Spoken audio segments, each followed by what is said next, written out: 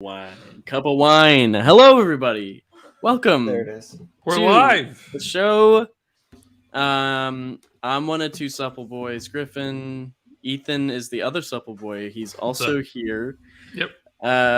We got a great show for you tonight, everybody. If you could not tell, I'm very excited. We got Donnie Cates coming in any minute now. And, of course, later we're going to be joined by Mr. Scott Snyder. Not much later. The one and only, not too much later. Like maybe within about 20 minutes or so. 20 minutes. So it's going to be awesome. Ryan. Mm-hmm. Hey. Hi. Hey, man. Find your wine? I did. Beautiful. It was behind my computer. What kind of stream this could have been? You know, we've been teasing what kind of Batman you're going to be doing tonight. What are you doing, by the way, for the folks who aren't aware? Death Metal Batman, written by the one and only Scott Snyder. Now, the title says that this is the best Batman you're working on. Is this the best Batman? Sure. All right, dope. He said it, everybody. What's up, Daniel? What's up? Hi, Daniel. Welcome to the show. Good to see you again. Good. How are you guys? Hey, Hanging in there. Pretty good. You excited to see Mr. Scott Snyder on here tonight?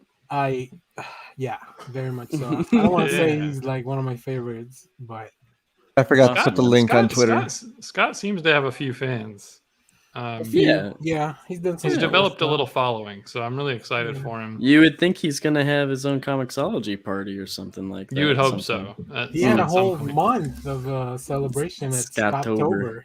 That's yeah, man. right. I got my commemorative cup here still. I don't know if we've shown this off. This is what they gave us at Scottoberfest right here. I've got one over there, but I'm not going to get cool. The Comixology originals on the back, as well as some of the pins here for...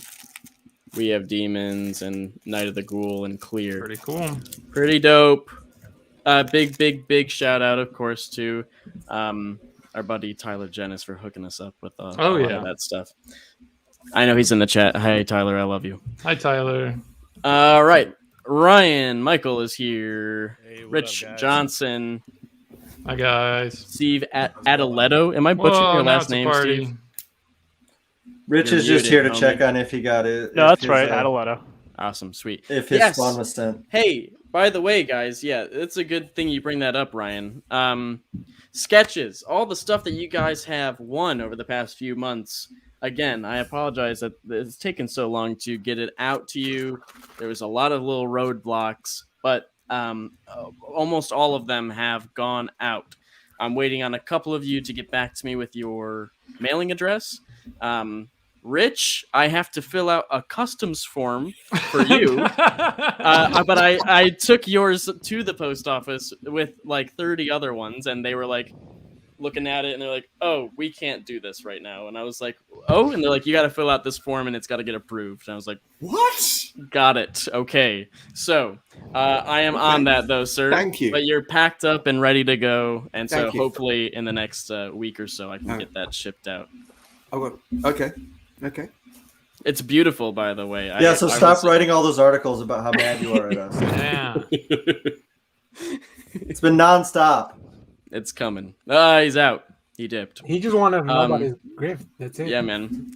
Also, a quick announcement, everybody. Of course, because we have a couple of guests coming, we will need space in the waiting room to let them in. So if we're getting any messages like that, I may have to just kick some people out to make room for Scott and Donnie. You so might get please bounced. do not be offended.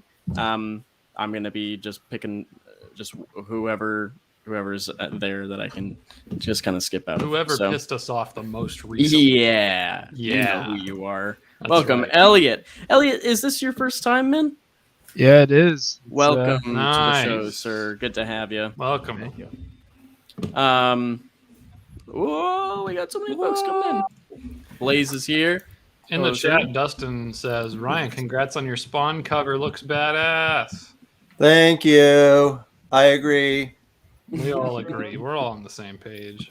Matthew Cunha, either you show your face or you get booted. Yeah, don't be a coward. Yeah. I'm getting a Christmas tree in the shot. Oh, it's beautiful, Rich. It's beautiful. Getting in the Christmas spirit, huh? Yeah, How's everybody on everybody's this show holidays has to show going? their face and their street address.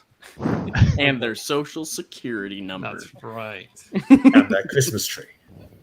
Yeah, hell yeah. What up, Blaze? We got your supple boys here. Is that if that's what you're asking? Oh man, can I tell you something awkward that happened to me? Go for course. it, Blaze. I was really excited to join the supple stack, and I searched for it, Uh-huh. and it didn't exist. So I made it for you, and I was gonna gift it, but then I was Okay. making comments on other people's supple stacks, and it said I was the writer of supple stack. And I really didn't want to Jeez. damage my my image, or the Uh-huh. supple boy image, because I'll be 34 next month. Uh-huh. So then I had to delete it. But There's Okay. Listen, man. Interesting. The supple stack does not exist yet. I don't know if you Yes. saw the video we put out. We're having trouble getting the funding to get it off the ground properly. Yeah, Ryan, what's that about? But we're working on it. I thought I told the executives to just pay you what they paid me. Yeah, We haven't heard back. Yeah. I said do it or I continue my Oh, okay. Substack. Well, you drive a hard bargain, so hopefully they'll bite on that. That's pretty exciting. Well, thanks for the thought, Blaze. I like that you were giving it a red hot Yeah. go. Ryan, but, Michael, are you wearing a scarf, Ryan Michael? So I am rocking the NYC colors because they are in the championships of the MLS Saturday. So Nice. Beautiful. I'm rocking my team colors for today. So And that is A sports fan. And they huh? beat my Philadelphia Union. they did. I'm They did. What? 2 soccer fans in one stream? I'm in Right? the Philly area as well. So, yeah. I'd like to take a minute to do a call to action. Supples. Oh, Get to work. okay. Well, everybody, did you know that you can like and subscribe? Did you know that you could smash the like button on this video and it would do a whole bunch of good for us? And did you know that you can subscribe to this channel? You should expect some little overhauls happening for Ryan Stegman's YouTube presence. yeah. I We think. have a lot of focus coming for the YouTube stuff, and most people that watch these videos don't do any of the interaction of the liking and all that stuff. And so if just the majority of you got in there and did that, oh my God, it would help us so much. Oh my God. We'd go viral, as they say. So if just the majority of you, if just all of you could do it, oh my God, it would help us so much. We'd go. Oh, I no. need Oh, no. someone to put their headphones in because I hate this. I kind of like hearing myself twice though. Just all of you could do it. Who Oh, is it's like that? 3 of me. Holy shit. This is getting out of hand. Now there are 2 of them. Everybody liked that little Star Wars joke. Ryan loved it. I know he did.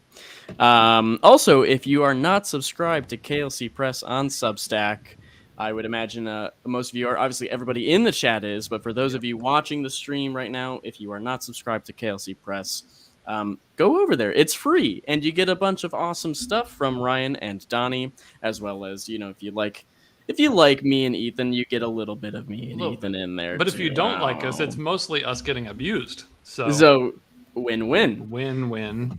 And if you do chuck in a few bucks, you get even more stuff. Have you guys you been get a wondering bunch what of art. Vanish looks like, by the way? Yeah. Or the one you feed? Ooh, those are I comic have. books that I'm very excited to read, Ethan. Very excited for all that stuff, yeah. Fletcher. Welcome, Fletcher. Yo, How are what's you, going man? on? Is this your first time? It is. Welcome. Good to have you. Huey Plata or somebody in the chat said, I've already smashed the like and hit the subscribe, or hit the like and smash the subscribe. I'm not positive the proper order. Either Regardless, thank you. Yeah. And everybody, please follow Huey's example. Yeah, Huey, Huey- I want you to yell at everybody in the chat every 10 minutes to do that. If you could That's your kind job. of, yeah, if you could kind of behave like a chat bot and just remind everybody at a certain time interval to smash the like and hit the subscribe, yeah, we'd appreciate that. Hey, I'm going to show you guys something. Hold on. Oh, boy. Also, just so you guys know, we got the max number of people we can have on the screen. I can't add anybody else right now. On YouTube right now. And also, The room is full. The waiting room is full, so some folks may not be able to get in right now. All right. Yeah, we need to kick some people out. We're gonna have Oh, to kick boy. some people because we got to let Scott and Donnie in when they get here. So sorry, everybody. No Just come back after they're here. Yeah, It's the Squid Game. everybody just keep trying to get in. Sacrificing themselves to the greater good. I shared on Facebook. There's probably gonna be a lot of people jumping on here now. Beautiful. Well, why haven't you deleted anybody yet, Griffin? All right, I'm We did. We got rid of 2. You get rid of me. I thought you guys a little bit. Appreciate you, Fletcher. We'll get you in here as soon as we can, man. Bye. Thank you. It's time for our classic segment. Ryan shows us something. All right. This is a page from issue 2. Oh wait, let's do it on here. Drawn a picture. Ooh. Just a reminder to the people in the green room here that we were letting everybody know that we are kicking some people from the green room because Scott Snyder and Donnie need to be able to get in. So if you get kicked, wait a little bit, watch till we're dying down a little bit, and then try it again. Apologies, everybody. This is good. We're full Very once cool. again. That's amazing. All right, kick some people. We got to. We're good. We got 2 spaces we're good. open here. All right, let me 3 text spaces Scott. open. Are you ever going to do day drawing streams anymore? Yeah, that's we're working on the supples have started working on a Discord that will be able to Whoa! do that through. Spoilers. The foundations of a Discord were put together today. So watch out for that. Okay. Because the night streams are a little tough when you go to the movies every Thursday night, you know? I feel you. Is there anything coming out Hey, next you know Thursday, by what? chance? You know what? I'd like to go to the movies every Thursday, but I have to be here for you guys. So I think you have to be here too. You actually go see Spider-Man next week, Ryan? I'm seeing Spider-Man next week for sure. Oh, Ryan, yeah. you seeing it next Thursday? Unfortunately, I'll miss the stream. I will not see it on the day it opens because so on the 18th, I think, I go to Vegas to do a signing, and I just can't find the time to, do that as well. So Ryan doesn't even like Spider-Man that much, is what I'm getting from it. yeah, who does? Does anybody like Spider-Man here? Who's that? Oh, yeah. Somebody Oh, tell warning. Todd McFarlane that. Somebody tell Todd. I love Spider-Man. Big warning. Big Yes. warning. Yes, Rich. Spider-Man comes out in the UK 2 days before the US. And I you know. know what these Brits are like on social media. So just warning. Lock Oh, it. they're Lock it. maniacs. Lock them all. I gotta delete Twitter and Instagram for a few days, I guess. Green room is full once again, folks. Where is Donnie? Might I ask? He just asked somebody to email him the link, and I said we did, sir. So did. he'll be catching up. He'll be a couple hours ago. We have crossover questions for Donnie. Yes. Again, apologies to everybody in the green room that's getting kicked. We got to have the space for 2 people to get in. Apologies, everybody. Make sure you check. Make sure you try again later when we got a little bit less going on. Yes. Ryan, are you? Wait, did you say you are streaming next Thursday? I would hope that I could do that because I feel like it's a vital part of the Substack. Donnie, No, I won't be. I gotta kick someone off the screen because I can't have more than 10 on the screen. All right, guys, I'll get out of here. I'm All sorry, right, Steve. we'll But talk to you appreciate later. you, Sorry man. about that. Check back no in worries. later, all right? Yep, absolutely. Have a See good you one. later. Bye. This is amazing. Like, this is the first time I've Oh, been. it's Donnie Cates. Hello. We have Donnie. Hey, man. No. Hey, what's up, Donnie? Things are Hi, hectic guys. in here. Wow. getting real. Ethan. Somebody was saying it's their first time in here. Yeah, no, it's the first time. It's like Jeremy, normally I'm at yes. work It's my right first now, time. and I just got the random email, and it's like fucking exciting, man. This is That's amazing. awesome. Very, Welcome. very cool. We love this. We love when people participate in this. You've had quite a haircut since Wednesday. Yeah, in I just crossover. subscribed this past weekend, I think. Congrats. Thank you for Yes, the thank you. subscription. Donnie, Rich is saying you got a haircut since your crossover appearance. Oh God, yeah. First time I've seen you since. Yeah, I'm not on the social medias anymore, so I don't know how much people are. I'm sure making fun of me for finally losing my mind and putting myself in my own book. But I feel like we all saw that coming eventually, right? Spoilers for crossover, by the way. Oh yeah. So, Just getting even more Donnie, meta. Even a more question meta as for it you. goes.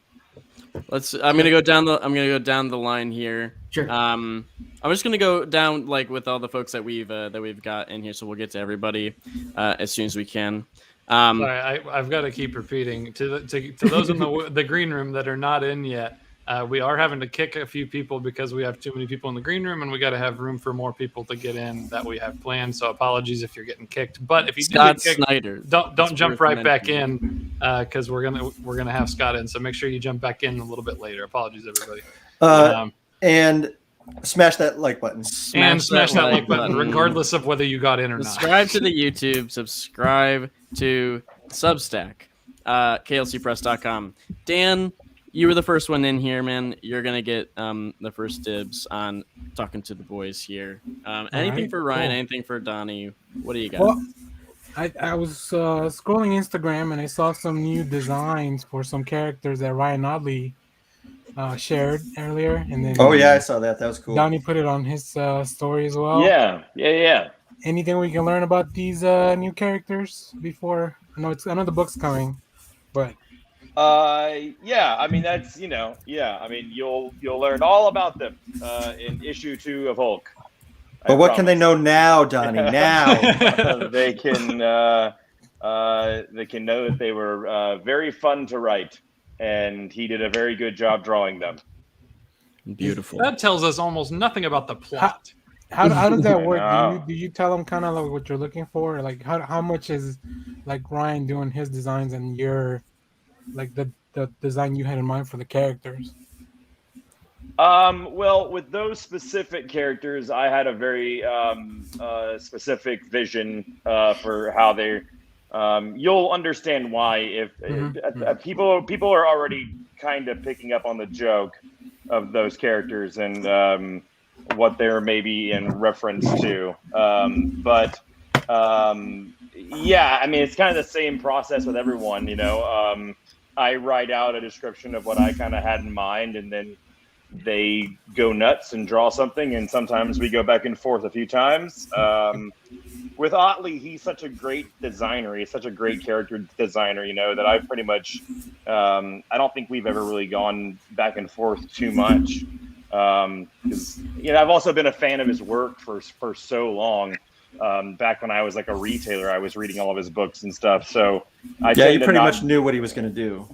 Yeah. I mean, I've you kind of get a sense of what artists kind of what their hand gravitates towards doing after a while. So it's pretty easy. And real quick, gang. I'm wondering if anybody's willing to fall on the sword so I can let Scott Snyder into the show. We have too many people on screen right now, so someone has to be. If you let me ask one island. fast question, I'm happy to. All right, Jeremy, what do you got? All right. Franklin Barbecue or Truth Barbecue? Wait, Franklin or who? Truth in Houston. I've never been to Truth. And as far as Austin-based barbecue, I go Cooper's. Cooper's used to be out in Llano, but then they I don't know, maybe like 2 years ago built a location out on Congress, and that's my favorite. That's to me at least the best barbecue in Austin. Beautiful. Jeremy, thanks so much, man. You feel free, of course, please keep watching on the YouTube, and then like we've been saying, try and get back in here a bit later. I'm gonna let some other people have a chance. So yeah, I appreciate you. Thank you so much. Hey, have a great night. Thanks, man. Thanks for stopping by. Absolutely. Scott Snyder. Hey, what's going on? Welcome to the show. How you doing, Scott? I'm so sorry. I was putting my 2-year-old to sleep, and it takes forever. He has a new ritual where I lie on the floor next to his bed and hold his hand. And I feel it slackening, and then I slowly remove my fingers from his hand. And then tonight I had it all the way out, and then he was like, "Da da da da." That's something I don't miss is the ritual that you had to go through every night when my kids were younger. Because how old are all your kids? I have the full fucking range. I've got a 14-year-old. We started young, and then a 10-year-old, and then we wanted to have a third. and we did IVF and all this stuff, and we were told like we couldn't pretty much, and then we wound up getting pregnant a few years ago, and so he's 2. So I've got like the whole spectrum, and I'm like, I was definitely not thinking I'd go through it again when we got pregnant, but I'm very happy doing it again, even though I'm like, I do the math in my head, and I've said it before, but I'm like, this kid graduates high school in 2037, and I'm like, oh man, I better go to that graduation in a flying car of some kind.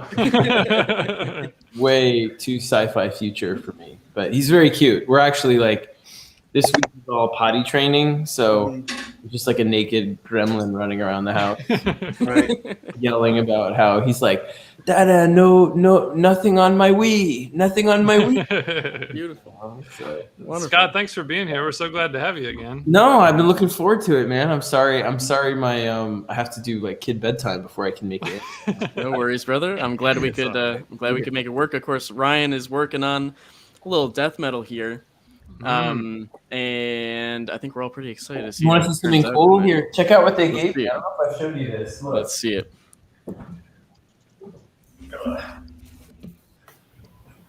He gave me this thing. Oh, dude! Oh, wow, that's crazy. That's awesome, dude. Very impressive. Right? Very impressive. That's dope, dude. I don't know how to play. Greg has one, and Greg obviously is like a master. So, but it's wasted. He shreds. But I love it. That's wild. You say you don't know how to play it though? I don't.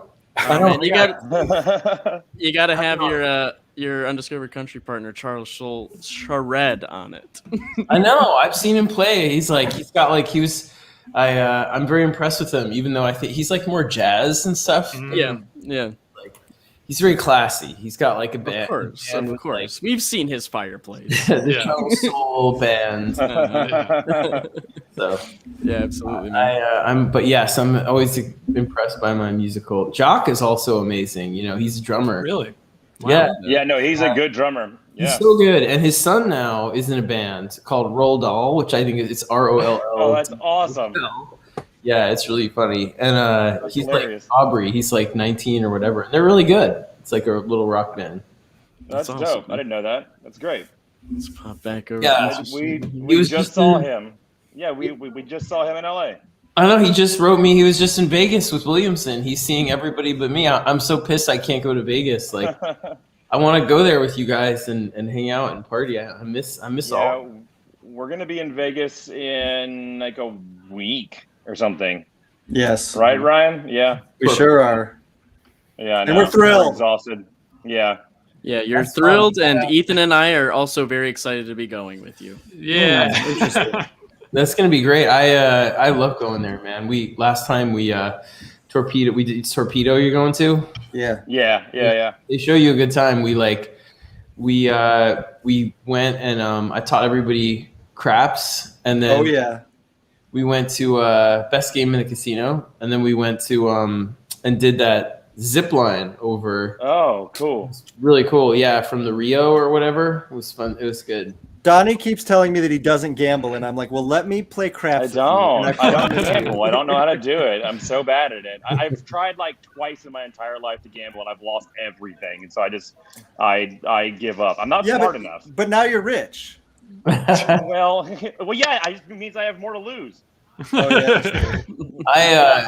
I'll be right back. My food's here. Sorry, hold on. Yeah, go. We should go gambling though sometime, Donnie. It'd be fun, and Ryan too. Like I'm big into gambling. I love it. Like when I went to school in Providence for college, and my closest friend went to school in Middletown, Connecticut, and they had just opened the Native American casinos at that time, and they were in between our schools, and they were like they were just starting. So like Foxwoods was the kind of nicer one, but they were still really shitty, both of them, and the Mohegan Sun was the other one. Yeah. And, we would go to Foxwoods and meet in the middle of our schools and like gamble like $50. And like, if you won, you'd stay at Foxwoods and pay whatever it was to see the musical act there. Cause it was usually somebody kind of decent.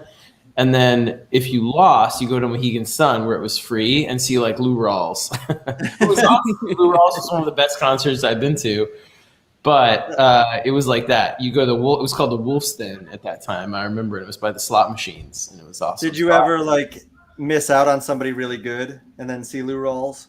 Yes, we missed out on James Brown. Oh my god! I know. But we saw Nancy Wilson, who was really good. Also, it was more intimate at Mohegan Sun because it was like a shittier kind of venue. But I loved it. We used to go and craps is the best game in the casino because it has the best odds if you play it the right way. But also like it's the only game where you're kind of all betting together in blackjack, but there are all those rules that like people can get pissed at you and stuff. Oh, yeah. I like blackjack well enough, but craps is like you're all on the same team. You know what I mean? Like you're all and everybody goes crazy. That's where you always hear the yelling from at the casino when everybody's yelling and hooting and hollering. Yeah, that's why it's fun. And then you got like there's always one asshole that'll put something on the don't pass line. Mm-hmm. Don't pass is like you're betting against everybody else at the table, but you don't make a lot of money doing that because but it's just being a dick. Are you guys still talking about gambling? Yeah. Yes. Yeah. Have you guys ever played poker with Jim Lee? I have not. What? I was out there with Jim Lee. Holy shit! Wait, is that Rich? That's Rich. Yeah. How are you doing? Doing all right. It's good to see your face. I haven't seen you in years. It's been a while. Look, you can see Rich's face and you can see his Christmas tree that nice. Set up right over there. Nice. I heard your voice and I was like, Ghost of Christmas Past. I have just been seeing you Christmas Carol in London, theatre version with Mark Gatiss. Absolutely fantastic. Nice. I was saying, if ever you get the chance to play poker with Jim Lee, don't. It's my belief that he made his money not from drawing X-Men, not from founding Image, but from playing poker. That man is insane. He is very good. He's definitely like a poker face person, and like it's definitely one He's of a his professional poker player. That's he just doesn't tell anyone this. And then we get a whole bunch of people in, and we all start playing poker, and he takes everyone's money every time. It's insane. He is impressive. I was in Vegas with him. I did a signing at both the Torpedo locations, and when we got to Vegas, he went down there to go play, and I was just like, I'll come downstairs and hang out a little bit. And he set up at the poker table and like set up shop like he was going to be there all night. And I was like, all right, I got to get out of here. This guy, he actually knows what the hell he's doing. I'm going to leave. I feel I think comics. I think comics are a grift for him. He's just doing it in order to set up poker games with various comic creators and take their money. That's it. I feel like I've never been with him anywhere where he doesn't know how to do it amazingly well already. You know what I mean? Where you're with him, it's like he already is like an expert on everything. My favorite Jim thing was when I was doing an interview with him at San Diego. They had the big activation for Godzilla. Did I tell you this story where it was like I think so. I'm a huge Godzilla fan. I was like, I really wanted to go to this activation thing, but it was sold out. And it was just me and Jim doing this interview, and he was like, is there anything you want to do in San Diego while you're here? And I'm like, I would have liked to do that Godzilla thing, but whatever. And he was like, hang on. And he's on his BlackBerry. He's like, boobadoo. And then he's like, oh, we got tickets. Go right after this. I'm like, okay. So I go out, and he's like, I'll finish the interview. You run ahead. I'm like, okay. So I get out. Thank you so much, Jim. I run down the street, and like I can see the activation. It's like see the building it's in. So I run to the building, like huffing to get there, and Jim's already there. And he was just like, "What took you so long?" And I was like, "How you get?" It was not even like he was a magical man. It was amazing. And then my other favorite Jim thing was his birthday. He had a birthday in San Diego, and like invited. He was like. It was one of my first years at DC, and he was like, you come and you invite whoever you want. And I'm like, I'm not really going to invite whoever I want. He was like, no, I want you to invite whoever is in the lobby with you around the thing. And I'm like, I'm not going to just like yell at Jim Lee's birthday party.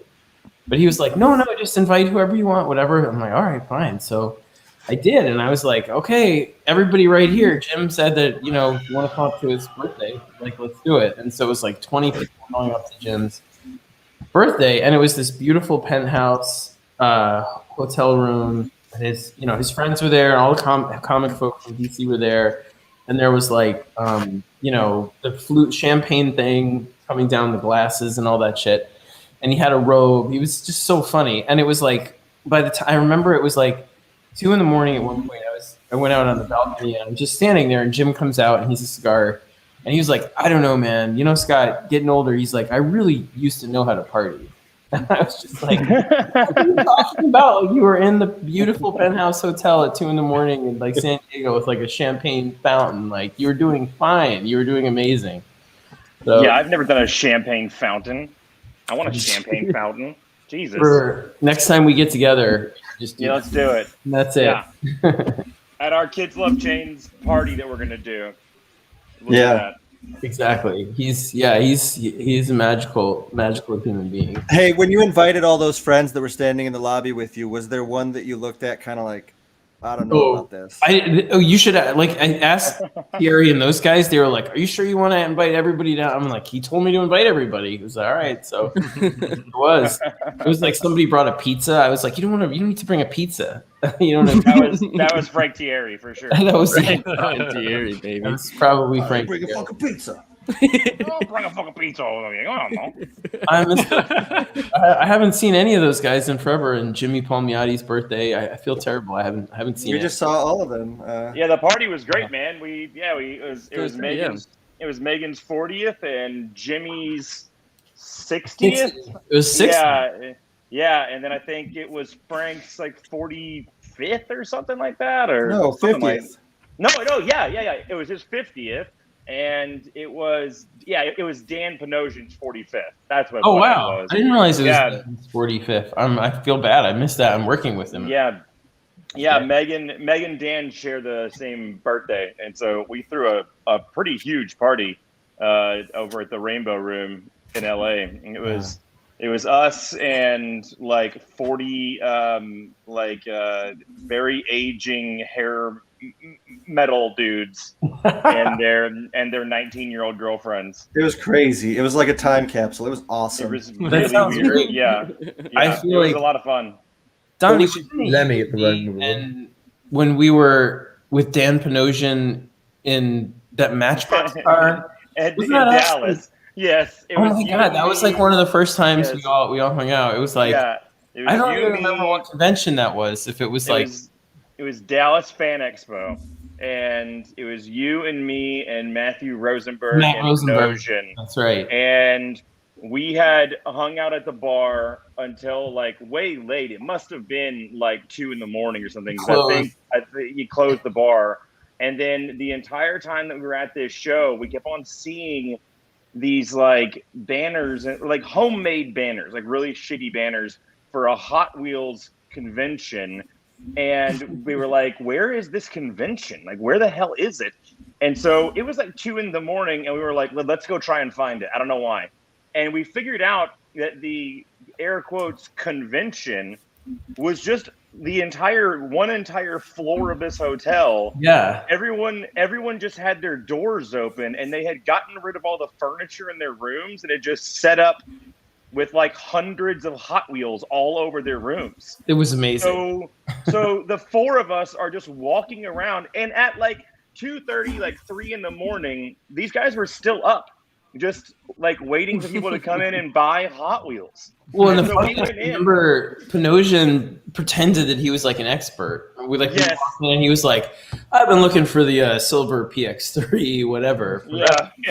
I gotta say, guys, on his phone, and then walking in and being like, if you have one of these, and it was like, like so full of shit. It was amazing. It was definitely a secret orgy, guys. Oh my god! It had all the markings of it being a swingers like convention, except that it was just rooms full of toy cars. And I mean, we would have to like step over dudes' beds because they had moved them over into the corner to like put Hot Wheels everywhere. It was like every surface was covered. Everywhere. And then we started. I guess we felt bad enough to where. Like you bought a Batmobile and something else.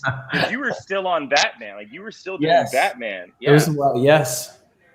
And but didn't you buy?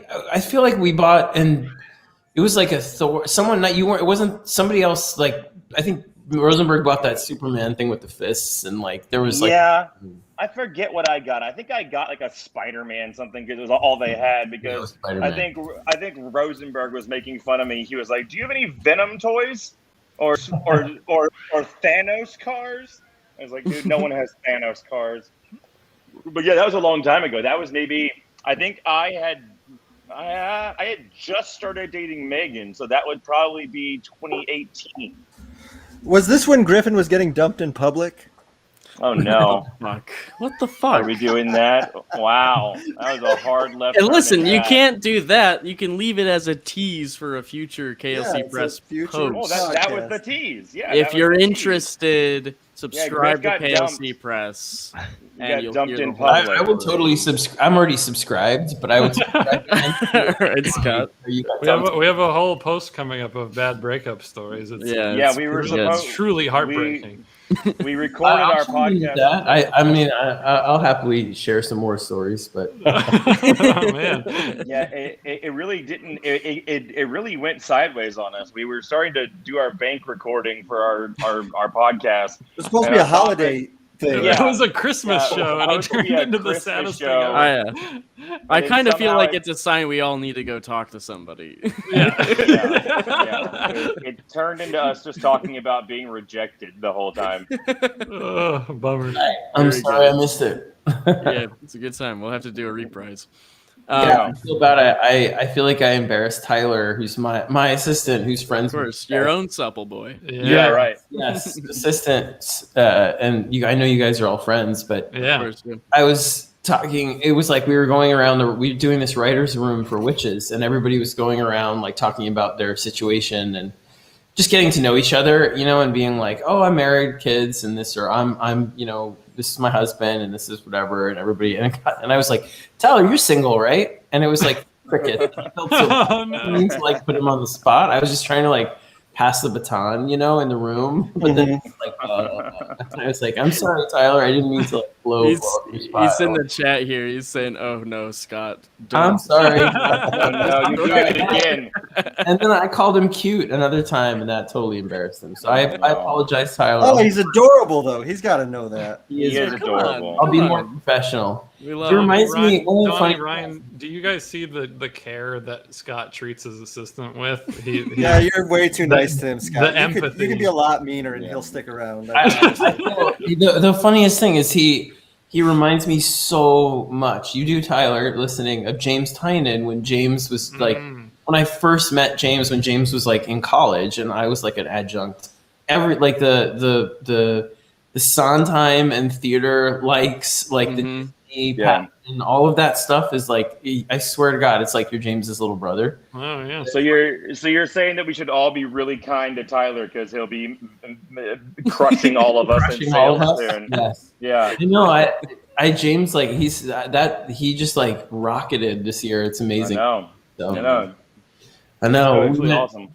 Everybody in the room's had a pretty good year, I would say. Of course, Scott, the last time we saw you was in New York for Scottoberfest and the launch of all of your Comixology titles.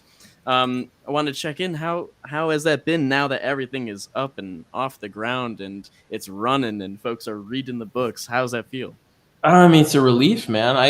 The books are all things that I really love and we're working on with those guys for a while before we got that deal. So mostly we were squirreling the work away, thinking we would do a handful of the books at Image. And when the pandemic, and some of them, I was thinking about one of them for Panel Syndicate. I had spoken to Marcos over there and Brian. And then when the pandemic and everything like closed everything down, it just made a lot of us kind of rethink what felt right on the other side. And for me, I mean, I went to all the co-creators and I'm like, what do you want to do?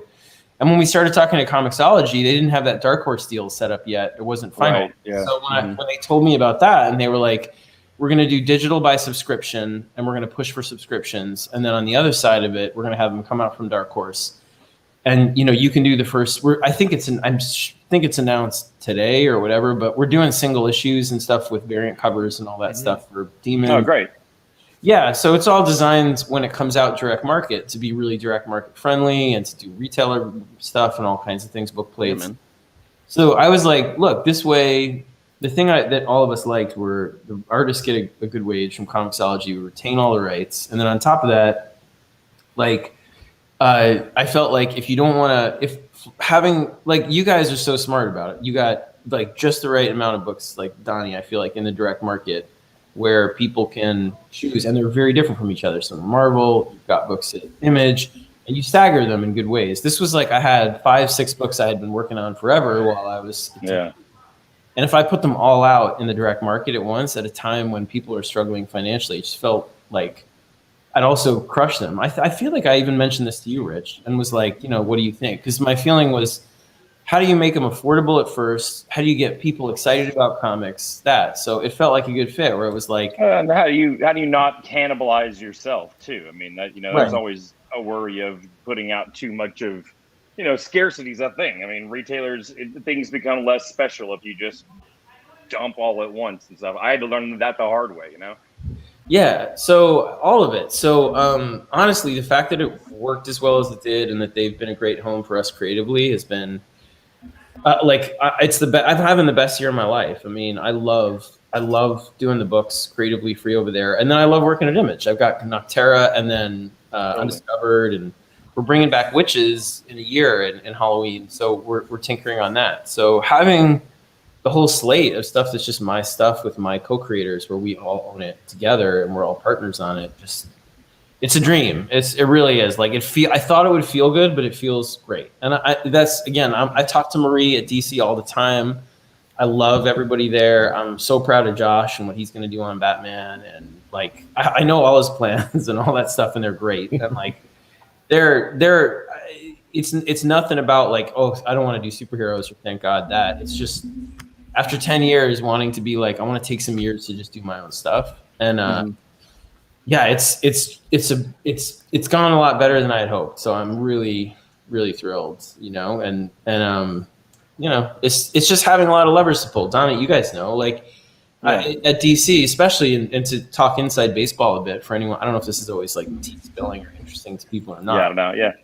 Those last fucking years at DC were hard, man. It was hard because there was so much corporate volatility, and like everybody was getting fired. Everybody, there was no security about what was going to be stabilized there. And it was like we had set up death metal as the last thing we were going to do, with a real message about the whole story. If you read it, it's like about what we want, what we thought, the spirit of DC and comics should be at that time, about embracing the new but honoring the past and all that stuff. And everything on the other, it was so crazy. It was like at one point they weren't sure if they needed, like they were going to do this 5G stuff at this point in time or that point in time. And they asked us if we wanted to expand the event to cover the entire DC line for 2 months and do like 60 books. And so we had everybody fly here to my place, like Josh and everyone. And we made this whole fucking giant chart of like, we'll take it. Well, yeah, we were like, I don't know if this will work, but if that's what they need, it'll be fun. And we'll do Swamp Rock and Sergeant this and whatever. And we had all this big Aquaman shit. And then the next 3 weeks after it was all planned was like, actually, we don't know if we have any room for a crossover. I was like, all right, kill all that. And then it's like, awesome. Literally 2 weeks later, it was like, we need you to tie into this stuff on the other side. I was like, I'm not tying into it. Like, we're doing what we're saying we're doing. Then 2 weeks later, we're going to do what it was just insane. And it wasn't anyone's like, I'm not throwing it on Dan and that stuff and all of that. I'm just saying, because of the relationship at that time, I think between AT&T and DC and whatever they were trying to figure out to do, it was just like nonstop changes. And so the whole time, my like peace of mind outside of being like, I am holding this fucking plane with Josh and James like this, like we will not change this event from what it is, was I'm going to squirrel away stuff on the side like Canary with Panosian. We've been working on that for 3-4 years just for fun. Like this, and Night of the Ghoul, I started teasing in 2018, 2019 with Francesco. It was like my peace of mind, my treehouse to go do with them and just make stuff, And so to have that be my shit now, and like the stuff that we're doing together as friends, it's a really great period. It doesn't mean, again, I'm excited to go back and do superheroes at some point, but being able to do this right now is a dream. I'm really thrilled. I'm tired, but I'm really thrilled. No, I hear you. Ryan and I talk about it all the, it's all the same stuff. Like Ryan and I really had a great time at Marvel, and we got to play with some really big toys and stuff. And obviously, I'm still there, and I love being there and everything. But there is something so freeing about Ryan and I as ostensibly having our own publishing imprint, and being able to do like fun things that we don't have to get approved by anyone except for each other. Like we had an idea for kind of like a 4-issue spin-off of our main book, and we were talking about it, and I was like, I just don't know when I'm gonna ever have time to do that, but that's a really cool idea. And then we just kind of at the same time were like, oh wait, we have money. Why don't we just hire somebody? Let's just hire a creative team. We'll just hire like some up and coming talent who need a spotlight and would like to come and play. And they're coming on and doing it. It's just like, oh yeah, we don't have to ask anybody for anything. We can just go and have fun. Exactly. And like if I need to move some stuff around, I can move it around. To help and ultimately, like, I mean, the difference is, I think you guys. I mean, right? You are. And the other thing I'd say is, like, I had my catbird seat stuff at DC. Like I had my moment when I had Batman. I could do what I wanted with that character, and then I got to do events, and I had as much as there was a lot of fighting. Ultimately, I could kind of do what I wanted creatively with my friends, and you guys have that, and you're in a catbird seat at Marvel, and you should enjoy that and do every fucking thing you want to do over there. That's going to be amazing. And I know, some of the stuff you have planned is incredible. Like, enjoy it. I was just talking to Josh this morning. He flew back from Vegas. I caught him just as he got in the house. I'm like, don't hang up on me. You're talking to me. I haven't heard you. I don't care if you. Christ. Guys, I got bad news. Oh no. Oh no. Chip. Oh no. What's up? Chip, we got a lot of people. We got a lot of people in the green room. We're having a going on with Charles. How does he even get in here? I don't know, my question. Ryan. I don't know. Well, he must be paying for our backdoor. Do you own StreamYard? Basically, your whole thing here is run by a couple of fucking idiots with no security at all. I just thought you were going to be on with Charles, and then I wanted to tune in, but I was putting my kids to sleep. I did a 2-hour thing with Charles, then I recorded 1.5 hours of Manga-splaining, my hit podcast. And I figured I'd pop in here and just spread the Chip love. I love Manga-splaining. You and Dave. Thanks. I listened to that. I've listened to a bunch of episodes. I told him too. It's a great show. Oh, thanks. Yeah, it's super fun. I'm learning. I know. I need to listen to that. I need to listen to that, Chip, because I'm so uneducated on the world of manga just in general. I don't know anything about it. I've never read one. I'll give you a list. Like, so far we've done like 40 of them, and I could give you like a curated list of stuff I think that you'd really love. Well, I sent Donnie one that I knew he would love to talk about on his book club podcast, and he tricked me into believing that he had read it, and then ducked out of the assignment at the very last second. Well, I mean, in this case, it would be coming from somebody who knows something about writing and art. I respect. Yeah, that I respect. Yeah. Chip, I'd love one of those. I know a little because my 14-year-old is like crazy into it. So you've read like Death Note and Monster and Naruto. He's got a million volumes. And, So we've done a bunch, but mostly just the big, well-known stuff. My younger one, Jorge got him crazy into My Hero Academia. It was a couple of years ago. When it was Ryan just my kids are Ryan knows a thing or two about My Hero. My kids are. I think that my 10-year-old has read more comics already in his life than I've read in my entire life. But manga, not American comics. He won't read those. But the amount of manga that he reads is honestly. I mean, there's times you would never think you would say this as a parent, where I'm like, "Hey, you have to stop reading right now." Like, what would it take to break that wall where he won't read American stuff? What does he need? He needs them to be cooler. He liked Venom. So he only also, reads the like, best of the best. if I could jump in on that one, because I think about, like, I'm curious about what you guys think about that too. I mean, I genuinely believe a lot of it has to do with format. Like my kids, they read digitally, they read by subscription, like they read on Crunchyroll and Shonen Jump and that stuff, and then they go buy the volumes they want after for a box set. But they don't, like, if they had to go to buy every single issue of the thing, not volume, at the store, I don't know that they'd be as attracted to the idea as they are in terms of being able to consume it that way. They're used to it because it's how they, I mean, like, that's how we consume everything else right now. You know what I mean? You stream it, and then you get the collected whatever you want for yourself physically. You know, there's that, but there's also just like entry points. Like I think that's why back in the day, Ultimate Spider-Man did so well. That's very true. Yes, they got them into Walmart. It's like the beginning of a thing. You don't need like to catch up. Like I don't know. Like if I walked into a bookstore and I was like, what Spider-Man should I get to start? I don't know what they would hand me. And yeah, that's true. That's very true. Because there's also spin-offs and all that stuff in American comics. Like my son has read One Piece like 4 times. And Jesus, that's a lot of that's a lot to read. But it's just one series all in a row. You know. Yeah. Right. Yeah, you're right. That's a really good. It's self-contained, you know, and there's an entry point that's easy. But that's why. Yeah, I love Invincible. You know, it's all in Invincible, which is just awesome.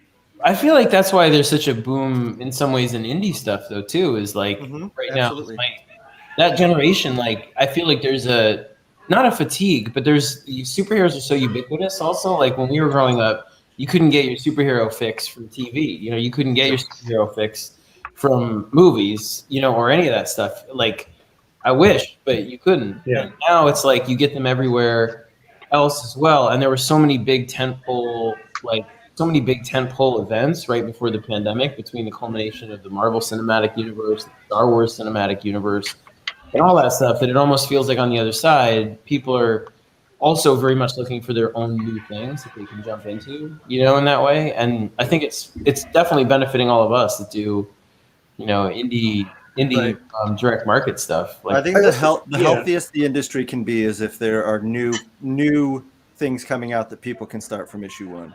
Yeah, and it's interesting because like for a long period of time, what you had was like the Marvel DC stuff, and then you had the indie stuff. But the indie stuff was like Fantagraphics. It was like Seth and Dan Clowes, and like some high-minded stuff, and there was nothing kind of in the middle. And then that's what Image kind of became. That's what we need: stupid indie comics. Yeah, well, we need stupid ones. I mean, because that's the thing. Because I think a lot of the times with Image books, the creators are very like kind of high-minded about what they're doing, even if it is kind of genre stuff, which is fine.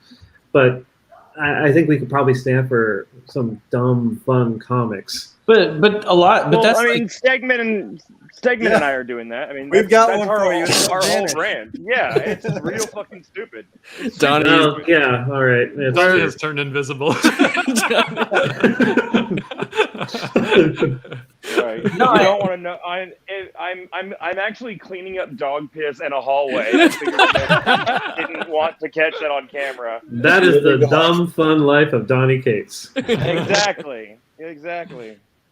I agree, honestly, though, too. I think, I don't know. I feel like that the difference is, like, I feel like that centralized thing that was happening a while ago, like 6 years, 7 years, where it was like there was still this kind of big competitive single arena feel with Marvel and DC, and there were publishing personalities with Didio and Quesada and that stuff. And I like the idea that it's more decentralized now, and it feels like there are all these different exciting neighborhoods of comics, and things are less kind of, you know, one superhighway in that way. But the thing that's also interesting, like you're saying, is I think even at that time, Image had a really singular kind of personality a little bit, or maybe not singular, but there was a feel to it, I think, at that time where it was like, it was very curated in that way too, and great series, like fantastic series. But I like the idea that right now, like that's our aim. Like Noctera and We Have Demons are books that are personal to me, but they're written with my 14-year-old in mind as something that like I can have fun with him coming off of Stranger Things and that stuff. Whereas a book like Clear, or a book like Night of the Ghoul is much more, they have different aspects to them that aren't that way. But that idea of having indie books that are like, big heart, big fisted, really easy fun, but quality, in that way. Well, Putting out your best quality. That's really, I mean, that's kind of the impetus behind, like, it's the reason that we named this channel Kids Love Chains. That's what I was gonna say. Yeah, it's because, like, it's a quote from Todd McFarlane, and essentially what he was talking about when he said it was like, don't lose sight of fun.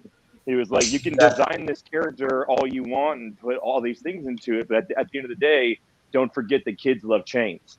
Like, this shit should be fun, and it can be big and everything. And like in our publishing line, we have, Vanish, which is like this big kind of 90s superhero, thing, but it's also deeply personal. But it is absolutely like more for the masses, like just big dumb fun, But it's like like have something like on the it's organic. Yeah. I know you love exactly. that. You and I have a similar. You and I have, like, out of every. I feel like you and I have very similar tastes and sensibilities about stuff. Writing. Like, it's because I fucking love that stuff. You know what I mean? Like, I agree. Yeah. It was you, an artist. Like, my portfolio was like Rob Liefeld traces and Eric Larson traces. And totally. Shit like that. Like, I love that big, over the top, bombastic, epic summer blockbuster fun that just gets you in the door. Death metal. But then, like, Enough on said, the complete opposite end of the spectrum, right? Though, like, we have a book like me and Meg's book that she's drawing, Flood, and like Flood is I think it's really gonna take people by surprise, because it's like, it's almost completely wordless. It's very, very quiet. It's very dark. It's very, like, eerie and poetic and odd. And it's like, it's me kind of trying to stretch myself to go in the complete opposite direction and be like, let me try this, and I think that's more what we're talking about, is like, it's when you're talking about, like, these different companies having their own sort of personalities and stuff, is the idea that we get to, we are not companies, we are people, but within our imprints, we have a wide variety of personalities that we are now in control of.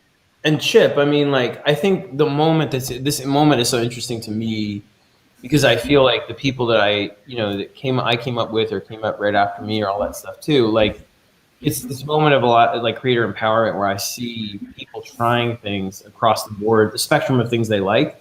So same thing with you. Like, I see stuff, I mean, obviously, like Devil's Reign, your Daredevil is incredible. You're doing, and then you have books that are, really, then Afterlift, which, again, I love straight up the middle, like, big over the top stuff. And then you do stuff not only like Life Story, but you have, like, Public Domain, which I love, which is like, we're all trying things that we love across the board, and it doesn't feel like calculatedly strategic. It just feels like, no. I mean, if anything, it's the opposite of calculatedly strategic. Yeah, it's just playing, right? It's not how you build a career. Right. Like Stephen King doesn't write romance novels for a reason, right? Right. Like, you build a thing. John Grisham does, like, John Grisham style books, and the idea that we're doing a bunch of different genres and trying different things is not smart.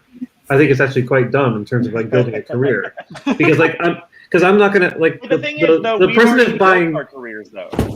I suppose, but, like, you never stop building a career, really. Like, I mean, like, we've already gotten to the place where we can establish a fan base that will at least give it a shot.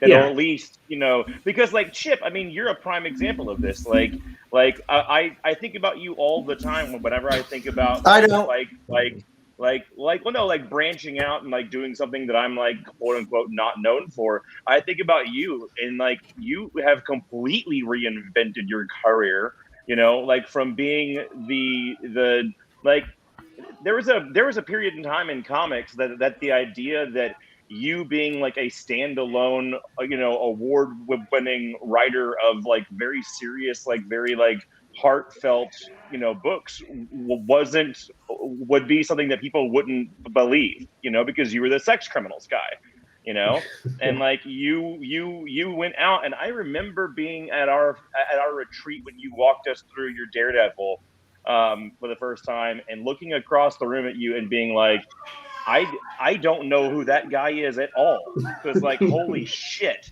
I didn't know he had that in him. Like, it's been so impressive to watch. But then I let out that really classic fart sound at the end of the pitch, just to like let everyone know. Could you give us an example real quick, Chip? Do you have one in the chamber? Oh God, I always forget that. I always forget that you guys are still here.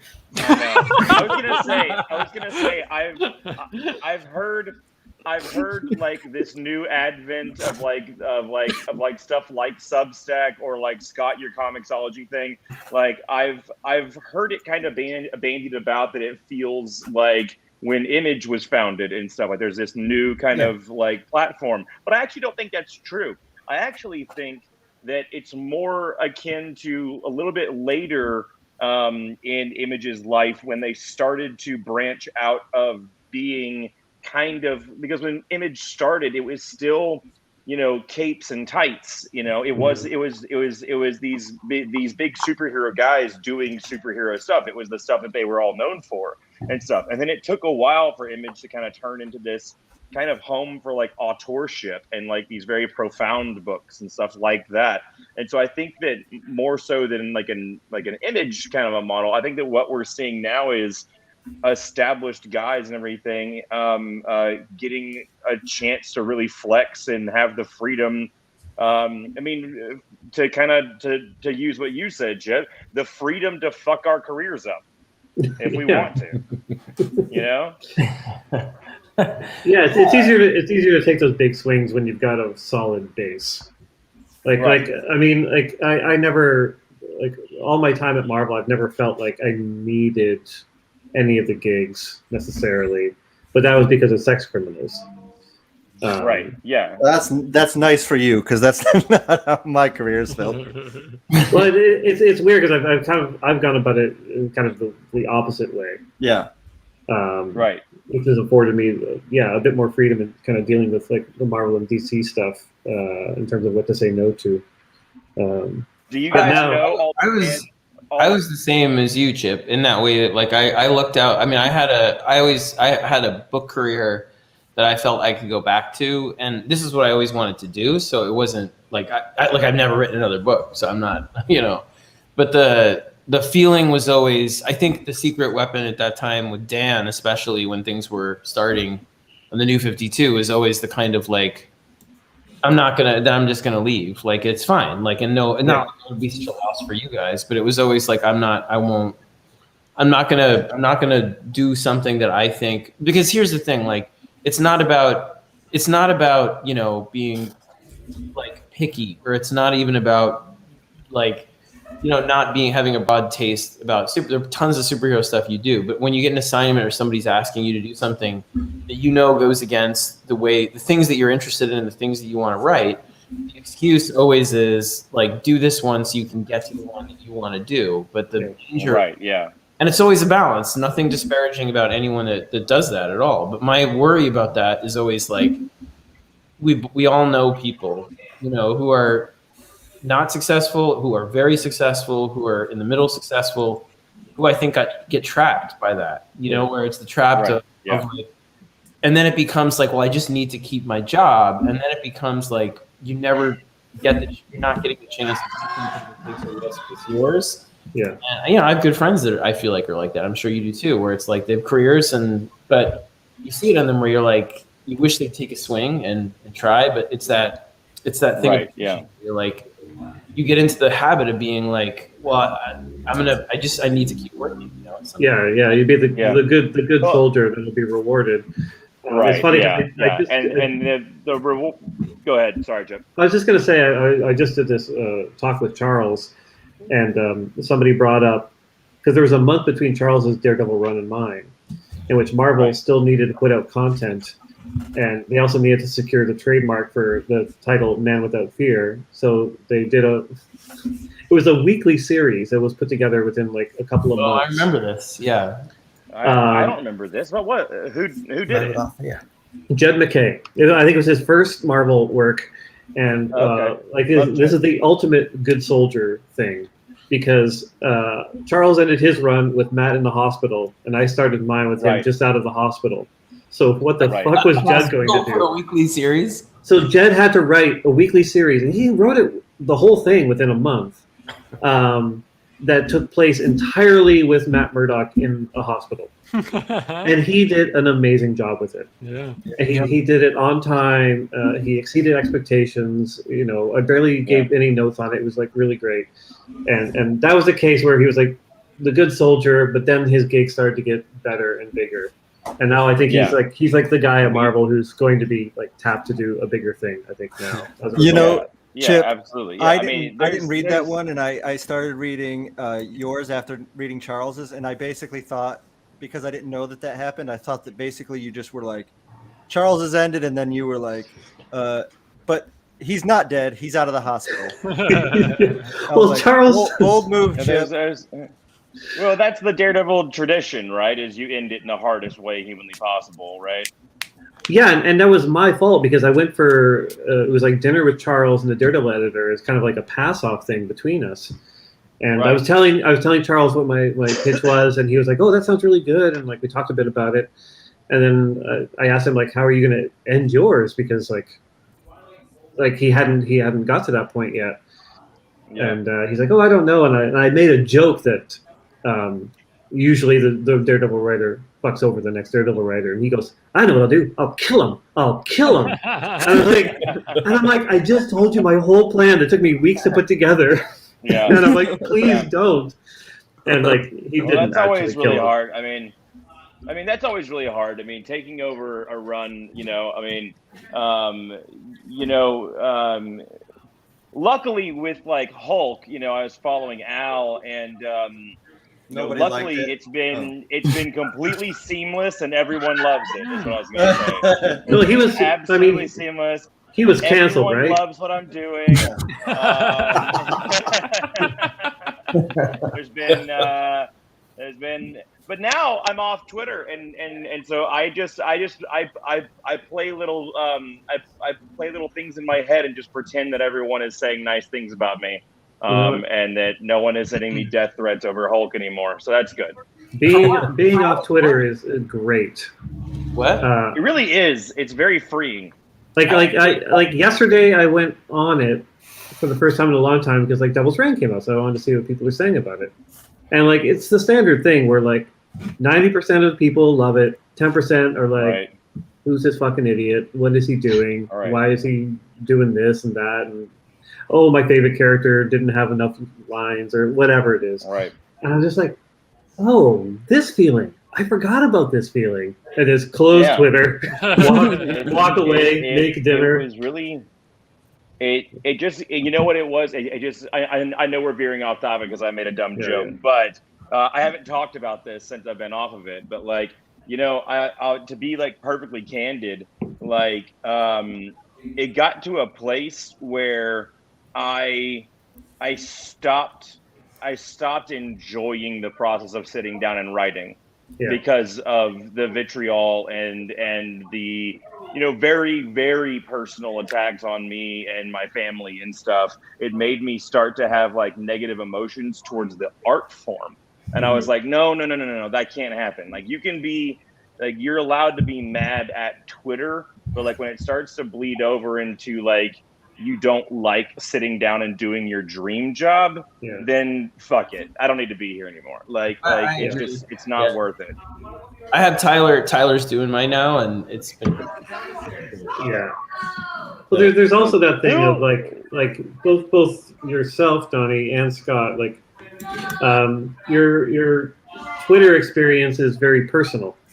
Like you talk about your lives, you talk about your love, you show off the new car that you bought or the second new car that you bought, whatever. Second one, sure. Second one. But you know, you talk about your family, you talk about Quinn, you talk about like all these things in your personal life, which freaks me the fuck out watching you guys do it. Like I kind of get it because I'm friends with Matt and Kelly Sue, and they've really let people into their lives for such a long time. No, and it really hurt. It hurts because I still want, like, it's shitty because like it's like you were saying, Chip, like 90% of it is all love and it's all Yeah. nice and stuff.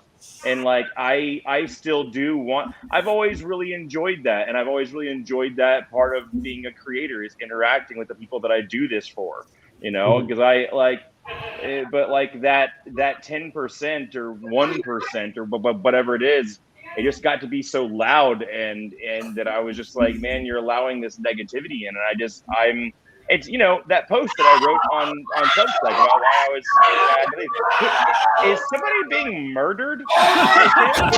I'm sorry. What the fuck is happening? What is I live that? in a house with a bunch of 23-year-olds. What do you want? I don't know. Can you just mute yourself I'll mute permanently? myself. I didn't know. I go on. It's so loud. It's crazy. No, the thing is that it really, it genuinely is no one's fault but mine. Like I do let people in, and I let people, you know, be a part of my life in the process. I've always really enjoyed that. And what I said in that Substack post is true. I'm just really bad at developing a thick skin. Like I've always been, I take shit way too seriously, and I was just like, dude, this is like, if I was a fan, I wouldn't want to see my favorite writer arguing with people about dumb shit. Like, you know, there's better ways to communicate. It also, though, it's changed. Do you know what I mean? Like it was different. Like reason, and I've wrestled with it. Because you know, we're the same. Like we came up together in a way where we're not like hugely different generations. But I was coming up a few years before you when Twitter was a little right. And I remember signing onto it when I started American Vampire with Doyle. We were like, let's sign it. Let's get in a Twitter account. And it was like, all right, the whole thing for those first years, it was like trying to give access to people in a way that wasn't there before, you know. Exactly. And, yeah. Listen, let's have a conversation, and it's communicative, and I'm going to let you behind the curtain a bit and give you tweets and stuff. And you know, it's not that those things aren't there anymore or that it's changed so drastically, but it's just become such a mutant form where it's like just to make a connection and pierce the veil of fucking noise on that thing. It's nuts. So I wound up for years, I feel like just being like, you know, here's not listening to it, just being like, here's a picture that my kid that I thought was funny today. Here's something I saw funny. Here's the thing I'm promoting. And I'm like, why am I, it's that. I think there's a lot of value in it at different stages in your career for different things, and especially totally agreed. Yeah, it gives voice to a lot of things and a lot of people. I think that don't necessarily have the same volume in different ways, and I think it's important. But what it is, man, like I'm so happy to have Substack as to be developing a different place where I can more robustly with people and like just talk more than news characters and. It's just not. I'm sorry I can't throw away the profile, and again, Tyler's doing it for me. But it's like, it's changed a lot. I mean, it has. You know, it's something that definitely like evolved and started kind of like eating itself over time. You know, and it just became not worth it. And I might get back on at some point. You know, and like. But for the longest time, I stayed on because I was like, well, you know, I need to promote this book, and then I'll get off, and then I'll get off, you know. But then I was just like, dude, there's always going to be something to promote. And now, you know, Ryan and I had a really long conversation about it. We were like, dude, that's why we built this Kids Love Chains thing. That's the whole point of it, is to be able to like talk directly to the people that are enthusiastic about it and who want to hear it and, are here for the same, reasons that we are, which is we want to make rad comics. And, something that, I think that, there's this thing that gets tossed around a lot on Twitter of like people saying like, oh, like Scott hates Batman. Like he he's ruined this character because he hates this thing. And it's just I'm like, always saying it. Well, yeah. You hate Daredevil. Which is just like, do you really think that I spent so much of my life trying to make people sad?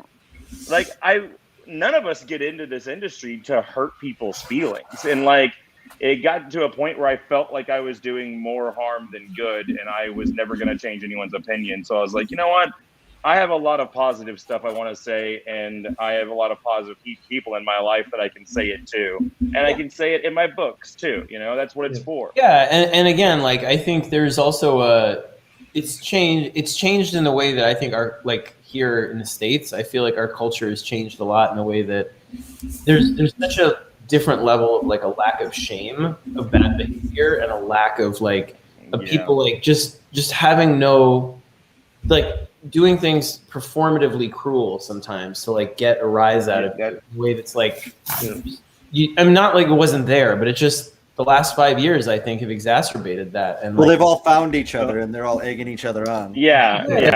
Well, and the thing is too, like someone told me like Donnie, don't get off Twitter because you're gonna let the trolls win. And I was like, you let them win by staying on, man. They can win. They can win. They can have it. They win. That was always, you know. Yeah, it's like walking out of prison and the prisoner's going, "Ha ha! Look at you, you sucker!" Having to leave prison. Yeah, and there were things about it too. I mean, like I feel like I don't know. There's a lot of value to certain moments on there, but it's more like I don't know. Like you're saying to me, there was a long time like when I was on Batman, I felt like I owed it to fans of the character to kind of communicate what I was doing and those things. And also like I did through the books, I try this trick a lot. You can see probably as like a tick when you go back and look at my stuff, not to like ruin people's opinions of it. But I got into the habit because I feel like I would read the anticipation of how shitty something I was going to do was going to be. And like I would be like, I got into this habit of making like a joke of like just turning it into a joke in the book at the beginning. So like No, I've done that same when thing. I was doing, or even not even acknowledging it openly at first. Like when I was going to do the 0 year stuff, like the origin stuff. I mean, I never addressed troll shit publicly, but I mean, I got all that same shit, the death threats and the fucking, somebody left a letter in our mailbox once that my wife found that was like, you fucking ruined this character. Yeah, I have no, like, it's not like, back when we lived in our old place, like, and she like, just, it wasn't like I'm going to kill you. It was just like one of those letters that was like, I want you to know you ruined this character for me, blah, blah, blah. But like physically in the... Well, the implication, of I know where you live. Yeah. And so my way of dealing with it was always like I never addressed any of it publicly. I never like said anything back. But then the thing I got into the habit of was like being like, I know what you think I'm going to do to fuck this up. Right. I'm going to kind of acknowledge it in one way or another somewhere early, and then by doing that say to you, I know what you're afraid of. Don't worry. Right. Like I see what you're worried about, and now I'm gonna like so it feels seen. And now I'm going to go do what I wanted anyway, this way. And like, but I realized at a certain point, I'm like, I did it in a fun way, like death metal. Like when we did metal, I was posting all this shit. I remember before we did it where I was like panels from it where Superman is like burning something into the wall that you can't see. And Aquaman's looking at him like, what is that? And I would make up like captions where it's like, Superman, why are you burning into the wall? Comic events suck. And everyone knows that already. Never forget. And it was that, and I just was like, you know what? I'm just like when I got to death metal, and it was like getting it from the end of like, we don't know what we're doing on the other side, and getting it from everybody else about like you're gonna kill everybody. Yeah. I was like, at the end of this thing, I'm taking time away, and I'm going to wean myself away from social media, find some way of communicating better, and then luckily, I mean, I know the Substack stuff was also like.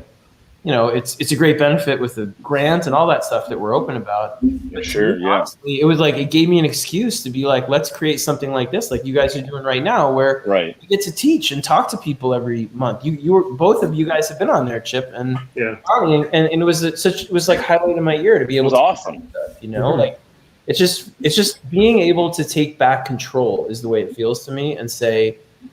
We get to make the books that we'd like, the way we'd like to make them, and communicate with fans on our own terms that are healthier, and I think benefit fans better than being on there being like Twitter this. I don't know. I think it's No, I agree with you completely, man. Like I on the Hulk thing. Like I mean, I must have because like as soon as I was announced and everything on it, like the stuff just started immediately, and I must have like reread Al's run so many times because I knew that like people were going to be taken off kind of balance with the beginning of mine and everything, and I found myself starting to like rethink and rewrite portions of what I was doing based on what I like before it even came out, like rewriting parts of it because of what I thought they were going to be angry about, and I was like, dude, that's not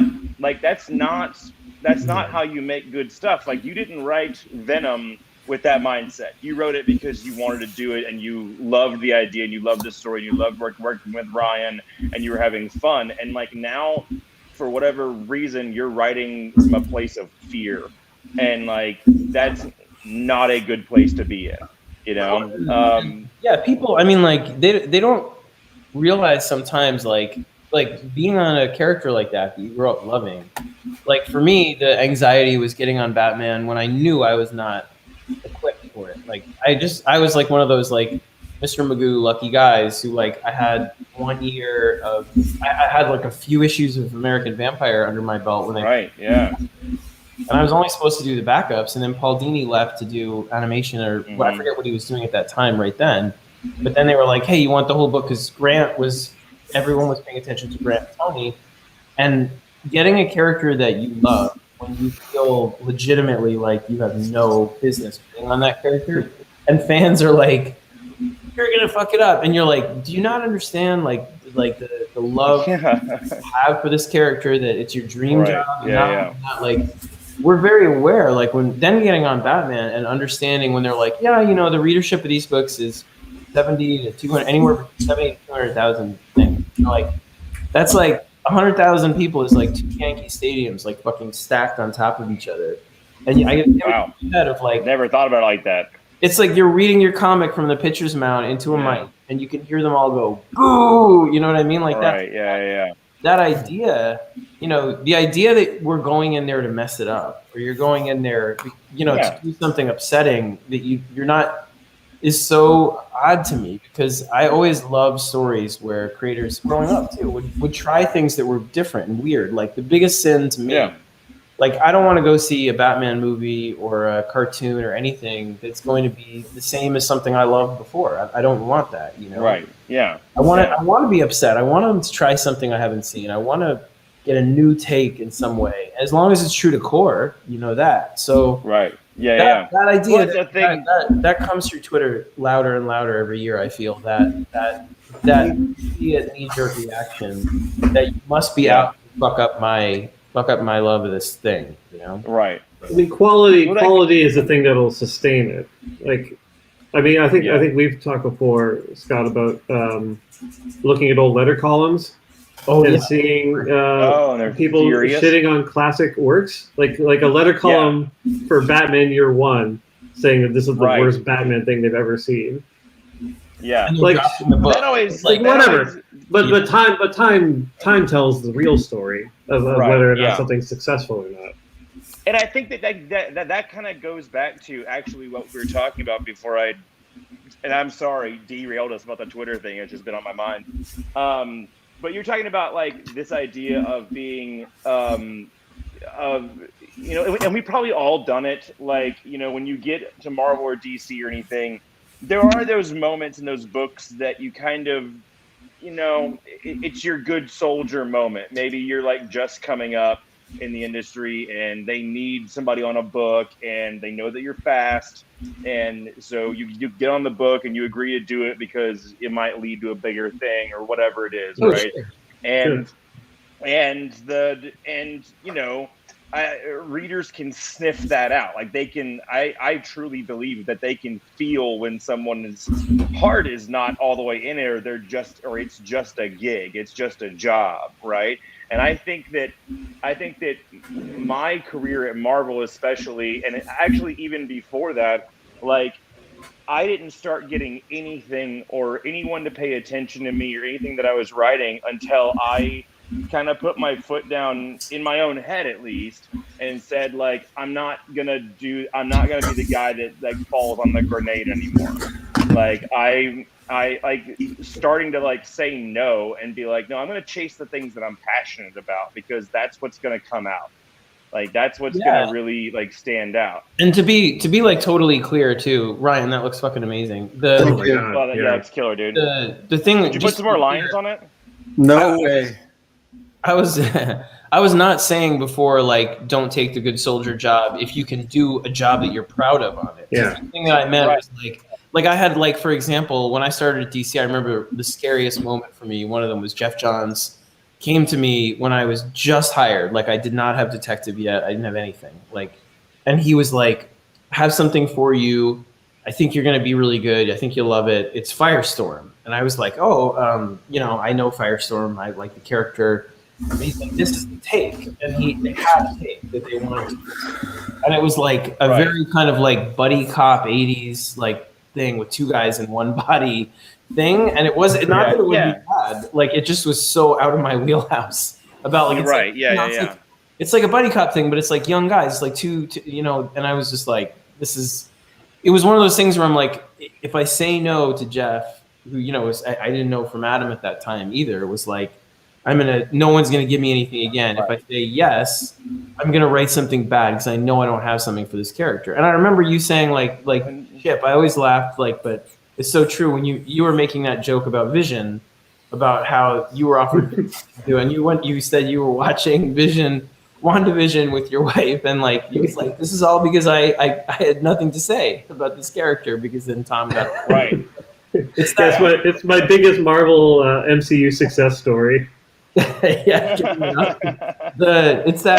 that thing where you're like that good soldier thing where it's like you know this will not be good. The good soldier thing. Yeah, like, and that's the thing, Scott. You and I had a really, I think one of the first like very, very long conversations that you and I ever had was, God, dude, this must have been like 2017. You know, God Country had just come out, Baby Teeth, Redneck, and I was being courted by both companies. I had just started at Marvel, but nothing had come out yet. And DC was talking to me as well. And at the time, you called me kind of out of the blue because you had, I guess, heard through the grapevine or something that I had been offered Nightwing. That's right. I remember this. Yeah. You called me and we talked for like 4 hours, and because I was so scared, I didn't know like where to go. I didn't know like what company or what you know. It was all so much, right? It was all like so much happening, and it ultimately came down to me saying like, dude, I'm gonna say no to the Nightwing thing, not because I think I'm better than it or whatever, but if I was a huge Nightwing fan, I wouldn't want me to write that book because I'm not the Nightwing guy. Like I don't have that in me in the character, and like it was out of respect for the people who love that book that I turned it down, because I was just like, I don't have the voice for that particular character. I just don't have it. It was so scary.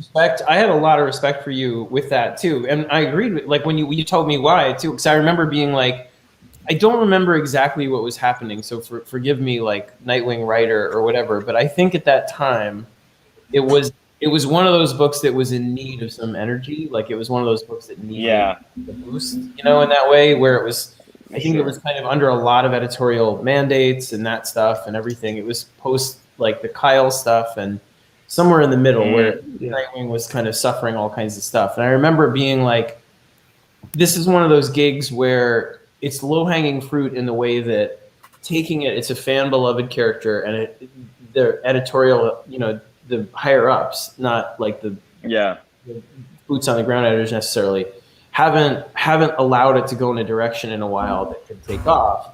Here you go. And it was just like you made exactly the right choice, and I respected you saying that, because it was like one of those gigs that's a good soldier gig where it's like, you know, it's not, your heart's not in it, but you could do it and it would benefit your career in some way. But it wouldn't be fans. And at the time I was like, they know. Let me just say that I was also offered Nightwing in that same period. But I was offered it. It was like the Toronto Fan Expo or whatever. It was after hours, and I was like wandering from one hotel to another. And it was like I think it was like Tom King drunk walking towards me, and I'd never met him before, and he was like, "Oh, Chip," I'm like, "Hey, Tom." He's like, "Hey, man, do you want to write Nightwing?" I'm like, Like no. right now? Yeah, I was like, no, not really. Yeah. that was it. No, but it was so scary for me. It's just like what Scott's saying. It's just like I hadn't had a single work from the big two come out yet at all, and I felt like in my head I was like, who am I to say no to like playing in Gotham out of nowhere, like, you know? And I think it actually forget who the editor was over there. Was it Brian at the time? Was it Cunningham? Cunningham, yeah. It was probably Cunningham. Maybe. Marks was Maybe that's who I was talking to, you know, and it led to like, and it actually kind of taught me something that I carried with me my entire career, which was I called him and I was so scared I was to say no to him, and I was like, hey man, I got to pass on this. I'm not the guy for that, but that does not mean I don't want to work here. It doesn't mean, you know, anything. And I started going to the spiel, and he was like, hey dude, it's fine. What do you want to write? And I was like, well, I love Constantine. I love the Authority. I love Green Lantern. And so like, and it didn't end up working out like me at DC, I mean, but like I still have a good relationship with them. And I took that when I went to Marvel. It's like after Thanos and Doctor Strange, you know, I signed my exclusive. And so they started offering me books, and it was like, I've said this before, it was like, you know, they would give me like this big pitch for like a Sabretooth miniseries or Cable, or I think Shang-Chi was in there. And I kept on just coming back and saying like, no, like I'm not the guy for those. Like I don't have it. And then it eventually went all the way around to them coming to me and being like, okay, what about, no, I had only done Thanos, but they came back around and they were like, okay, what about Doctor Strange? And I was like, yes, fuck yeah, I can do that. And like, I think that is one of the best things I ever did. And it's what I would tell young creators when they first get their first blush at Marvel, is that to a certain degree, you have to kind of train your editors and how to see you and like the kind of things that you are interested in and that you gravitate towards, you know, because they found out that I did well in like a, you know, in like the darker side of the universe and stuff, and it's you know, it's worked out really well for me because I'm comfortable over there. I totally agree, you know, and it's funny. I mean, I feel like Chip, you're the same way with stuff too, you know, where it's like, you know, seeing the things that you pick, like your trajectory makes total sense to me looking back, you know, where it's certain interests, certain things. Like my favorite thing with a writer is when you can read stuff that's, they try things that are very varied in style or technique. Way Donnie, Jeff Lemire's this way, like, you know, where totally. You read and they can do something that's big and bombastic and epic, or something that's incredibly intimate and like needlepoint emotional. And you know, recognize through themes they're working through at whatever point in their career that it's the same person somehow, even though the style is so different. And I think that's the thing, is like the Good Soldier thing. It was like Firestorm, and then they offered me a few like Blue Beetle and just things that it was like, I know I will dig my grave with this character. You know? Right? Yeah. Do you have any that you regret, Scott, that were offered to you that you turned down and ended up like thinking like, fuck, I maybe could have done something cool on that? I honestly, I mean, I got on Detective when I was like first there, and then I got Batman. Right. So the only thing, there were things that I wish I had bandwidth for. I really wanted to do Spectre. I had an idea for Spectre. I really wanted. Oh, that'd be awesome. Yeah, I couldn't get around to it, and I wanted to do Wonder Woman. I had a big pitch for Wonder Woman that was like this. It had a whole mythology and this whole thing. I just couldn't. I couldn't figure out how to get to it. And I had one like Nightwing story. There were things. I mean, there's still things I'd love to do, and you know. Right. Yeah. I can't imagine my, you know. And the weird part is like they built. There's a place, like there's a landing spot that's set up in death metal to come back and do and tie with Josh and all this stuff. And I feel weird because at first when we left, it was like I left and then the pandemic hit, and Marie and them, who I'm like extremely close with, you know, I consider her one of my closest friends, was like, you want to come back right now because it's safe. Like, we have the money. Like, it's not going anywhere. If we didn't know the pandemic was going to last, like, things would be shut down for 2 years. Yeah. Totally. I was like, I don't know. I really feel like I got to do this and not come back that fast. And she was like, that's the right decision. Don't do it, but know that whenever you want, like, it's here. And I really thought like, I'd go back in a year, and now I don't know. It keeps pushing back in my head because there's so many things that I want to do creator-own-wise, but right. But don't you miss people shitting on you on Twitter? I don't understand. Because like you get a lot less of that doing creator-owned. Yeah, totally. Is it? Absolutely. I feel like I'm not. I do like the quiet. I gotta say, like there was a while. I imagine you like you, Donnie, but like shit. But I mean, you got in there and like to be in the arena with them too, in like a fun way where when you're on a big character, it's always noisy. You know what I mean? Yeah. Like it's always like you choose what to filter out and what not to. But it's like if you're on Batman, it's like the Batcat people are always going to be saying something. The people are always going to be saying something. The Joker people, like, and you just choose what noise to like dial into and what not to. Yeah. When you're doing your own stuff, the only noise genuinely is like nice things. Yeah. It is. It really is. Like, at that point, they have no obligation to that. Like the difference, like when I first started doing conventions after Sex Criminals came out, like seeing the people in the lineup to see myself and Matt, like you could tell who the Sex Criminals fans were and who like the Marvel fans were, who would put down like the stack of books in front of Matt, and he would sign them, and there'd be like almost no pleasure on the person's face, and then the Sex Criminals fan would just be like excited because they bought a thing that they love. They didn't buy a thing out of an obligation because, well, I always buy Iron Man, so I guess I bought his Iron Man. Like, it's such a different vibe. And like when I started to do the Marvel work, Howard the Duck was easy because no one gave a shit, and so when people come up to you, like they're fans. But once I hit Spider-Man, like that's when it changed. That's when I'm like, oh, okay, I need to shut down every way for people to communicate with me. Yeah, because like. The day of the announcement, crawl into a cave. The day of the announcement, I got so many messages through so many different social media sites of well-meaning gentlemen. I'm assuming they're gentlemen. Each one almost with the exact same message, which is, "Congrats on the gig. I'm sure you'll agree with me that the last 10 years of Spider-Man have not been very good. So therefore, this is what must happen." And then they would just tell me what should happen. I'm like, oh my god, I still don't like this at all. Like that. It's like I have a Batman story that I need you to pitch up the chain. Oh yeah, of course. Like all day, all day. And I still get questions about the logistics of the DC universe, where it's like, sir, like you must answer this. The presence, is it more powerful than the sixth dimension? I'm like, dude, I don't work there anymore. Well, not only that, whatever you think with that is fine. Like just yes. Like the answer is yes to whatever you want. Like the like I don't. Yeah, it's the whole thing of like, dude, I don't write the backs of trading cards. Like the answer. It's the answer that Stan Lee gave a million years ago. Is like, who's gonna win between this character and this character? Well, it's gonna be the person I need to for the plot. That's what's gonna like. Spider-Man's gonna beat the Juggernaut, I mean, the problem is also that Twitter equalizes the voices as they come in. But if you met that person in real life, you would see that they actually have like something in their brain that is making them fixate on this stuff, and you'd feel more tenderly towards them than you would if you just get a Twitter message saying, "Please answer me. Does Ben Grimm lift 10 tons or not?"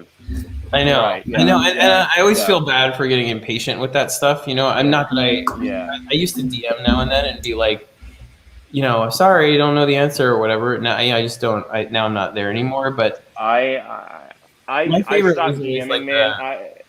I like the people that can come to you in person and say something also that was like really off color. Where conventions always, I feel like I even miss that about them, where they'd be like, listen. Don't listen to what everybody else is saying. I think what you're doing is good. And you're like, wait a second. What does that mean? Or like, those comments where it was like that. I always love that. I was going to say earlier. Go ahead. Just when Donnie was talking about Brian Cunningham and pitching with them, probably around the same time, he asked me to pitch on the Flash, doing like backup stories or like kind of like filler stories in between Josh's main run. And I was like a massive Flash fan. Like I love the Flash. Flashing. Oh yeah, sorry. And so I was like super excited. I sat down like, all right, let's come up with some stories. And the only thing I came up with, which I'm still very proud of, is you told me this. I remember. Yeah. It's a gang of bad guys, and they're all senior citizens that rob banks. They're called the Turtle Gang, and they before they rob the bank, they find a way to slip the Flash some laxatives, because the only thing the Flash can't do fast is shit. And so the whole comic is just Flash on the toilet, desperately trying to go to the washroom while these senior citizens rob banks. This is a real thing that you pitched? No, it's the only one I could come up with. And so, like, after about a week, I just wrote Brian. I'm like, you know what? I got nothing. I love the Flash so much, but I got nothing. I'm sorry. I was hoping that you pitched that, and that's when they offered you Nightwing. I pitched. Yeah, you're like, let's try this instead. I pitched it today to Chris Conroy. This is a joke, and he just sent me an image of a truck full of money. So I think it went quite well. Chris is the best. Well. He is the best. One thing that, like, I feel like I say editorial a lot and that stuff, but like usually I'm referring to like higher up, bosses and people that are dealing with, and to be fair to them at DC, at least at that time, we're dealing with like pressures and things from TNT or whatever. Oh, God, yes. Yeah. Like here's all the boots on the ground, amazing editors that work at both companies that, especially in these times where it's even thinner and more dire. Just credit. I can't say enough nice things about my editors, dude. I don't want people to think I'm like I have to say that, because like, I've worked with, and we all have worked with, bad editors. Everyone has one story about a bad editor, but like I am so incredibly blessed now that like literally all of my books are with Will Moss. And Will Moss, yeah, he's so smart, so like dialed in, so intelligent, so patient.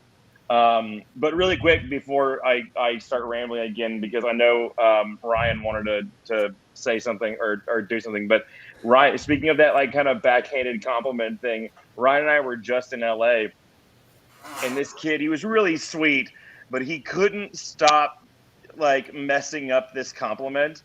He was like, he started out saying, he goes, I just want you to know that you and Ryan are my absolute favorite creative one of my favorite creative duo. And Ryan just like trying to get him, we were both just like joking to try and kind of break the ice and get him to like, just like, calm down, dude, like breathe, it's okay. And no, I stopped him and I like, said, well, we're your favorite. And he was like, and he was just, I think he thought we were actually picking on him, and so he just kept on burying himself in a hole. He was like, no, I'm sorry, I just meant like, I should say at Marvel. You're my favorite at Marvel. We're like, just stop. It means Scott and Greg are his favorite. Scott and Greg had him beat out. Andy's like, I just fucking hate you guys. Let me out of here immediately. Ryan, did you want to? Oh yeah, I wanted to shout out somebody that Nick Spencer alerted me to. Oscar Osario is in the chat, and he posted today that all he wants for Christmas is for some comic creators to follow him on his Substack, and he posts a bunch of very positive stuff about the comic book industry. So I think we should all take a minute. Is this Back Matter? Yeah. Dude. Yeah, right. Yeah, so I'm going to put his Substack in the chat. It's oscarwins.substack.com. If everybody could go follow it's his good. Substack. It's really good. Oscar's wonderful. I literally just took a look, and I just found out about it, and it's amazing. Everybody should go subscribe.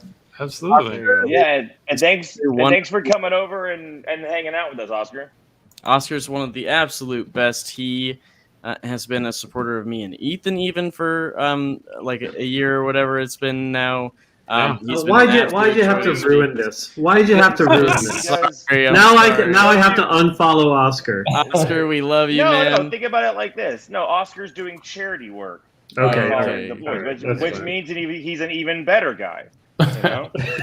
Actually, you know what we'll do is we'll also give Oliver or Oscar a free paid subscription to KLC Press. Absolutely. So I don't know how we're gonna get his email because I don't want him to have to give it out publicly, but we'll get it. Oscar, why don't you just DM us on Twitter, Oscar. Yeah, with your email that you want us to copy.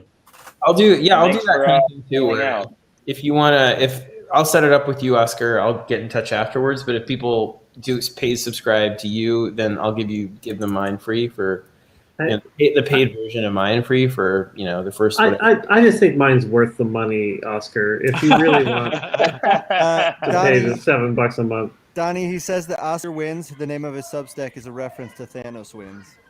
Nice. Oh, that's really sweet. Thanks, dude. Thank you so much, man. You have good taste. Well, then if you sign up for Oscars, you get Donnie's free, not mine. Yeah. Yeah, sure. Yeah, that's fine. Yeah, While we're shouting people out, it's worth pointing out too that Huey did what he promised and acted like a chat bot for us. Every 10 minutes was dropping smash the like and hit the subscribe. Oh my which God. is incredible. Let me say that out loud. Champion. Please smash that like button, smash that subscribe button, pound it. Whatever. What are the other words we can use? Crush it. Fuck it. Fuck the subscribe button. Fuck it. Yeah. Fuck that subscribe button. Finger the subscribe button. All right. I said that one because I knew Chip would like that one. Brandon, I didn't like it at all. Brandon says obliterate. Obliterate's a good word. I like that. Yeah, that's a good one. Brandon's been more chilling thing in the to green add. room all night. Hey, Brandon, I see you down there. I appreciate you being there. Abigail as well.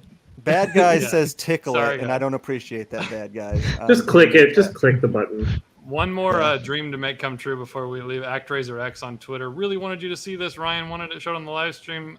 They've been working on coloring in one of your sketches. Oh, that's so Yes. cool. Sorry that we can't get the full thing on the screen because Ethan's an idiot. But No, that was what was posted to Twitter. That is what they posted to Twitter, Ryan. I did it right. Ethan's trying his best. Is that- Ethan is only is that 23 from- years old. Is that from one of our books or is that from Superior? Ryan? Oh, that was from. It was a sketch. It was a sketch that I did that they turned into a cover. Oh, at okay. Marvel, so. All right, cool. Yeah. Well, cool, guys. This has been amazing. Thank you all for coming. We got some stuff to give away. We do got a couple of things. Well, hold on. I'm gonna. Let's go through the people that are here. We're gonna let them out one by one. They're gonna ask one question, Yes. and then we're gonna kick them out. All right. Okay, sure. Okay, Yeah, let's sure. do it. Ryan Let's go. Ryan Michael's here. Hey, man. You've Hey, been Ryan sitting Michael here Bendis? very patiently. Ryan Michael Bendis, yes. Ryan Michael. If you got, we're gonna do this. We're gonna do this like Comic-Con panel style. You're up at the mic. Give us that question, and we'll see what they got. Well, I just want to say a quick hi to everyone. Ryan saw the Scorch cover. It looks awesome. Good job. Oh, thank you. Yeah, thank you very much. It I was came just out in great. Spawn, but it's called Scorched. That's right. Donnie, your thing with the Hasbro was awesome. I know we got to talk before thanks, you dude. did it. Yeah, we got to talk before you did it, and you yelled at me for not having enough Funko Pops. And I don't have a lot of Funko That's Pops. right. I don't have a That's lot, right. but I have the ones that matter. So That one's great. That's what's my up. favorite. Hell yeah. Amen. That's awesome. Yeah, that's a great one. And I was actually going through my toys, Ryan, for Spider-Verse. I got all my spiders, and the first Marvel Legends I ever bought was Superior that's rad. Spider-Man. Oh, so great. cool. Did you design that costume, Ryan? Is that you? No, that was Umberto. Oh, okay. Thanks I a lot, thought it Tony. looked really good. That's why Yeah. I asked. Yeah. But Ryan perfected it. Uh-huh. Yo, yeah.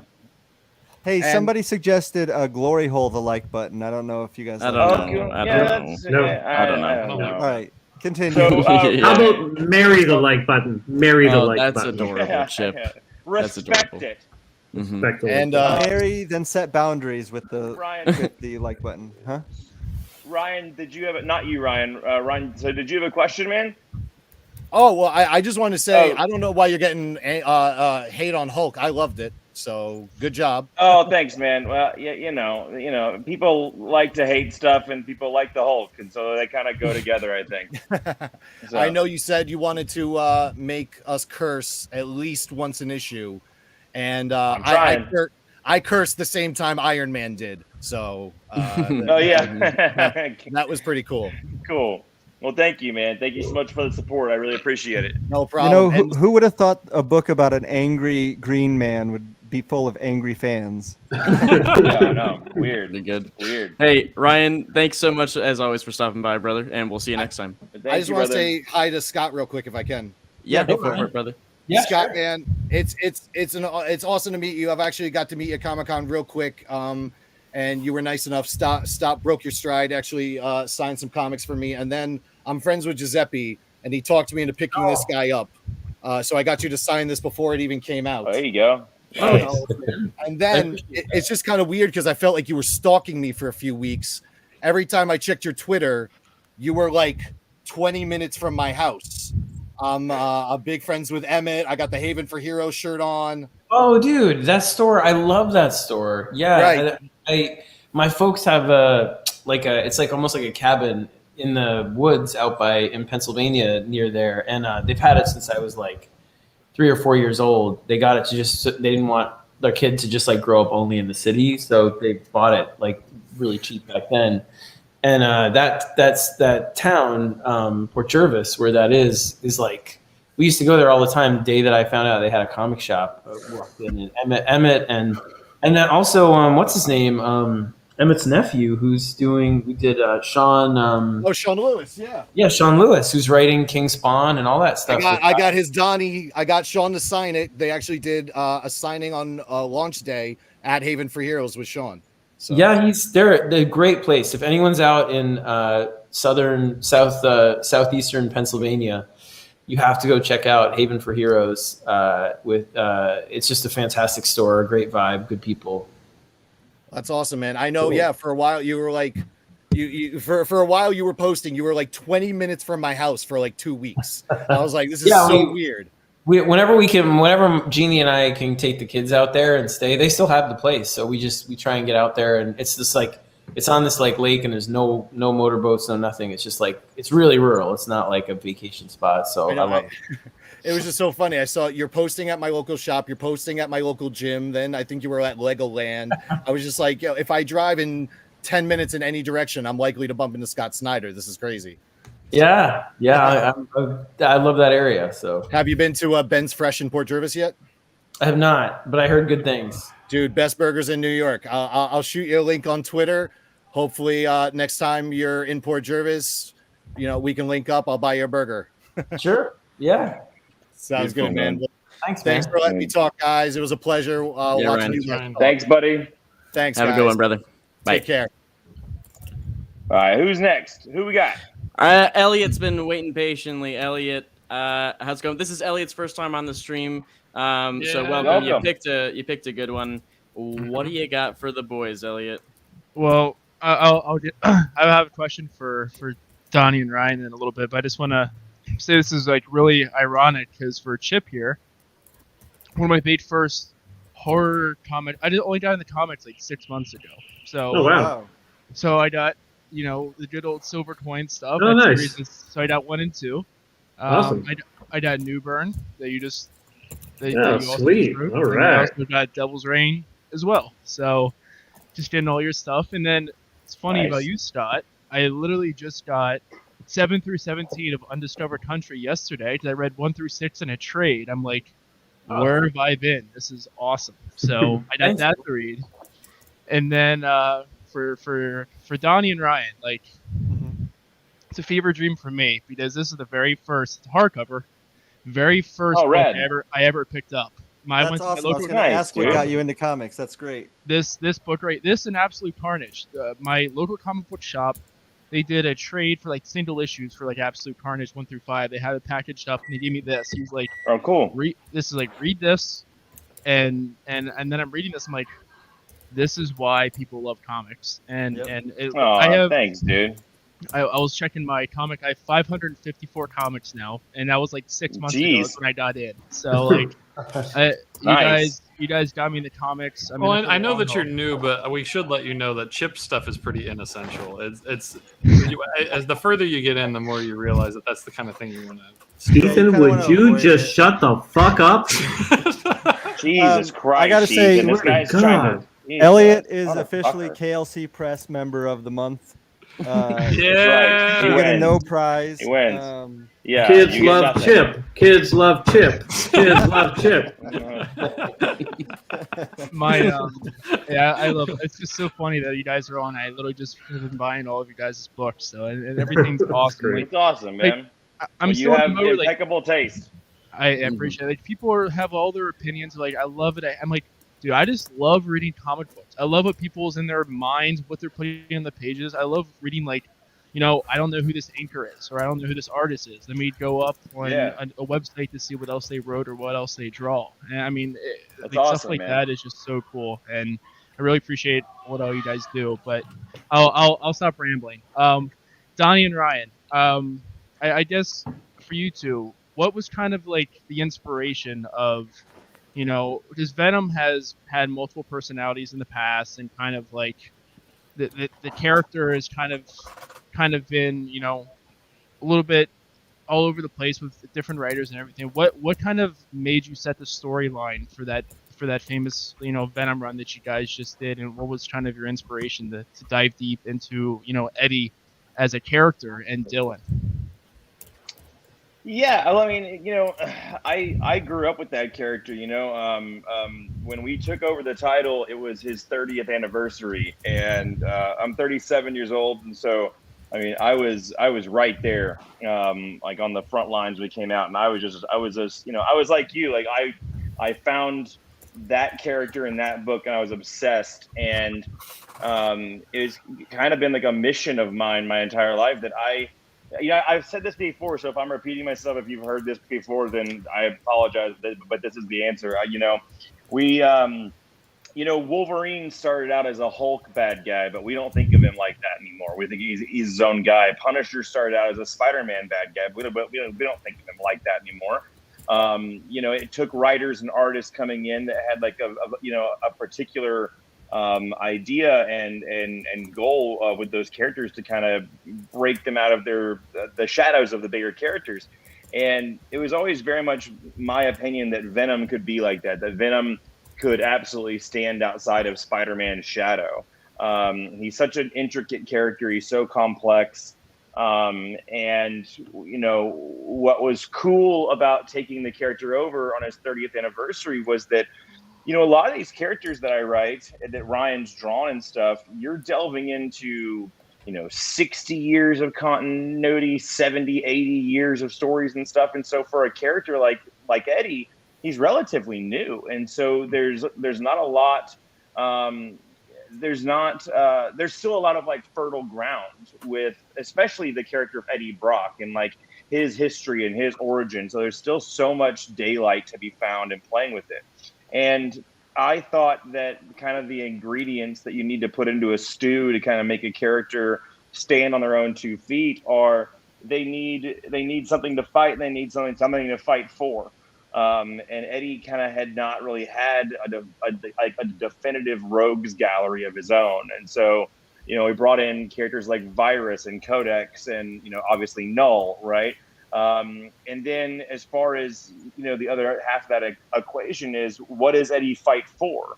Well, we know what Peter Parker fights for. His Uncle Ben died, and he has these set of, morals that kind of guide him and in his life. But I wanted to give Eddie that. I wanted to give Eddie his Uncle Ben moment. And so he delved into his history and found a lot of cool stuff there, but then giving him a son, that he never knew about, and giving him a responsibility and a real genuine reason to look in the mirror every day and decide, I'm going to do everything in my power to become a good person so that my son looks at me the way that people look at Spider-Man, and so, yeah, there was just a very concentrated effort to make him his own person outside of, and give him his own kind of corner of the Marvel universe that was his and only his, I mean, and the artwork was absolutely beautiful from you, Ryan. Thank I you, literally Elliot. like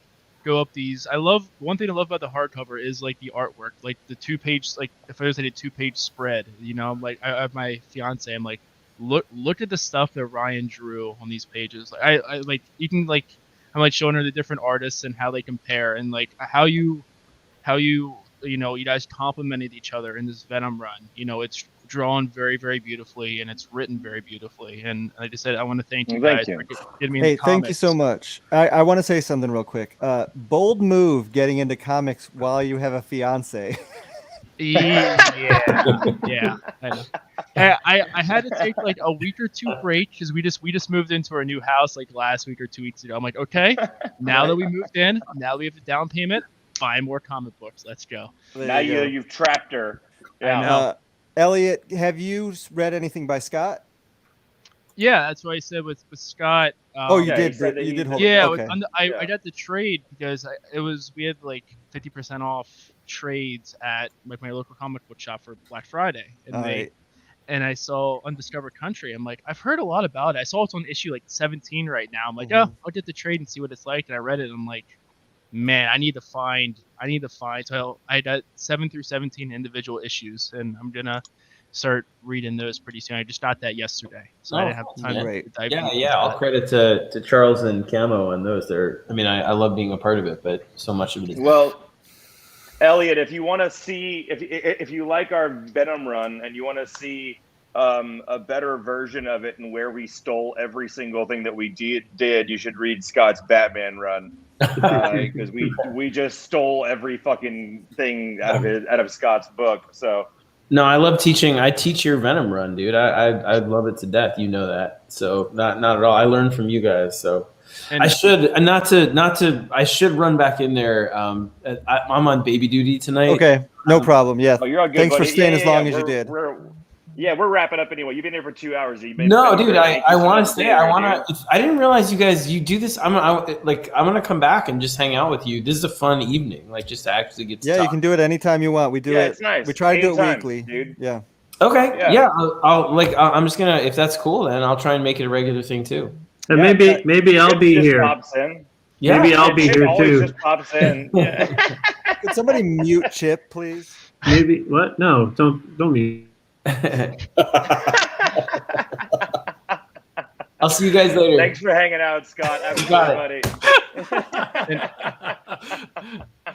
The last thing that I have, I'll go. This is my new Venom short box because of you guys. I just want to tell you this. These are all awesome, Venom runs. I have the whole entire Costa run I have to read. I started collecting the Remender run, and I'm starting on the Way run, and I even have like the original Lethal Protector stuff as well. Dude. So Killer, I have a whole short box of Venom stuff. Tell your fiance we're sorry. Yeah. I know. Yep. Well, thanks, Elliot. Thanks for coming and hanging out, man. Yeah, thanks, guys. All right, who else do we have, guys? I'm fading. Me too. Daniel is actually Daniel Echo Spider. Wow. It's 4 a.m. I've been listening to you guys for far too long. Did you get any tidbits for the website? Sorry. What? Why am I on screen? What's happening? I don't know. We're talking to Rich. What's that? Did you get any hot gossip? A few little bits and pieces, but it's very, very entertaining. One thing, actually, Chip, nice because you were talking before about how no one knows how to get into Spider-Man as a thing where they do a lot of manga stuff. I talked to a bunch of retailers. The retailers now have a really, really good book to give to people who want to know more about Spider-Man. It's Life Story, and they love it. That's true. Retailers love it. It's going to be, they're talking about like being, the Dark Knight for Spider-Man going on for the next 10, 20 years. It is funny because I've heard from some people that I didn't actually expect that because it feels like kind of the book for like Spider-Man fans to kind of like see all the weird minutia in it. But there's been some people I've heard that have like been like, oh, I really like this part with this Craven guy. What's that based on? And then they get like Craven's Last Hunt handed to them by the comic shop. So that's fun. Retailers love it. They're so happy with you. It's a great fucking book, Chip. You know what, Rich? I shit on you a lot in private to all my friends. That's okay. But you're actually an okay guy. I think you do it publicly. I'm publicly too. Yeah. Ryan, are we gonna raffle off that drawing or no? Well, yeah, but we're gonna get all the questions in. I got it. I've got to go because this is hour 7 on a podcast for me. So all right. Yeah, I gotta go too. So let's wrap this up. Come on. All right. Good night, guys. Bye. Good night. See you, Chip. Donnie? Sorry. Oh, yeah. I guess they- Ethan Griffin, go fuck yourself, buddy. All right. Oh no. Christ. Okay. I'm gonna have to drop. It is 4 a.m. for me. Yeah, so. Rich. Get some. Good get morning, some everyone. Love you, Rich. Thanks for coming. Yeah. See you, man. Oscar agrees, by the way. Life Story is awesome. Yes, it is, Oscar. Dan, you you had the chance to speak to Ryan and Donnie. Chip and Scott showed up, and then they left before we could get back around to you, man. Did you have anything else you wanted to say tonight? No, just I kept looking at my reference for the Batman that yeah, man, that Ryan was drawing. That's fucking and good. I think he nailed it. That's He really, really nailed it. I think he did okay. Yeah. Thank you. No, I mean, if Chip's not watching anymore, but Devil's Reign was so fucking good this week. Holy shit. And then I can't wait to get into my issue of crossover for the week. Yeah, man. Yeah, a lot of books. And yeah, go read manga. Manga's amazing. I fucking love it. Go read Death Note or Full Metal Alchemist if you need to start somewhere. But thanks for having me, guys. Also, one last thing I'll just recommend, because I love when people read comics. This book is fucking amazing. It looks. I saw the art. It's crazy. That's some crazy shit. Yeah. Yeah, and I hope a lot of you guys get to come to Dallas again for conventions. I'm waiting for us to have a really big convention again with all y'all. So, but this was great. Well, what part of Dallas are you in? I'm in Irving, which is where I first met you at the convention center, Donnie. Maybe like in 2014 or 2015 with Cass. You guys had the book, and you had a Battle Worlds panel. Because you wrote. Yeah, it was during. Secret Wars. Yeah. And I was like, oh, this dude's cool. So then I went to y'all's table, picked up the books, and I was like, oh, cool. Ever since then, paybacks, all that good stuff, and so it's been really cool to see you like move up the ranks and not, Well, thanks, man. Appreciate you, dog. It's always good to see the local talent. I always tell the same thing to Greg Pak, like just making us Dallasites proud. Yeah, Greg and I are from the same little town. We're both from Garland. Yep. Yeah. So that's sweet, cool man. Shit. So well, thanks, man. Night, thanks for hanging out as always. All right, brother. Yep. Take it easy. Thank you. Take it easy, Dan. All right, Brandon, Abigail. So both of you sorry asked your questions at the same time. You missed our guests. So sorry about that. Glad to have you. We appreciate you so much for sitting in the waiting room. By the way, Tyler Jennis is here. Hello. Oh, hey, it's me. Tyler. Hey. Look how adorable he is. Yeah. I'm so cute. Ryan and Donnie are finally outnumbered by the supple boys in the chat. That's true. The familiars have taken over. I was gonna say Dakota Crows had a great comment that we're like the fucking familiars to you guys meeting up at the fucking cons and stuff. Which like is what we do in the accurate. We shadows. do that. That is a thing. We That's do, exactly so. what happens. You're all Guillermo to me now. Yeah. Guys. Yes, Donnie. Okay, Brandon. You're on, first, go. Brandon. No, I don't have any questions. It's always fun to be on the stream and. All right, Yeah, give the finger to the camera. Well, yeah, that and Do it. Let him talk. No, I have my copy of the Paybacks. I read it last year when it was just a really rough time, and I think everyone was just depressed, and it was just nice to have something really fun to read. So I always go back to this when I need something that's lighthearted. So not me, but thank you for dude. being here. Appreciate it, buddy. Thanks for being here, Brandon. Brandon, always good to see you, brother. Yeah. Abigail. Give us the finger, Brandon, please. Okay. See you guys. See you, man. Have a good night.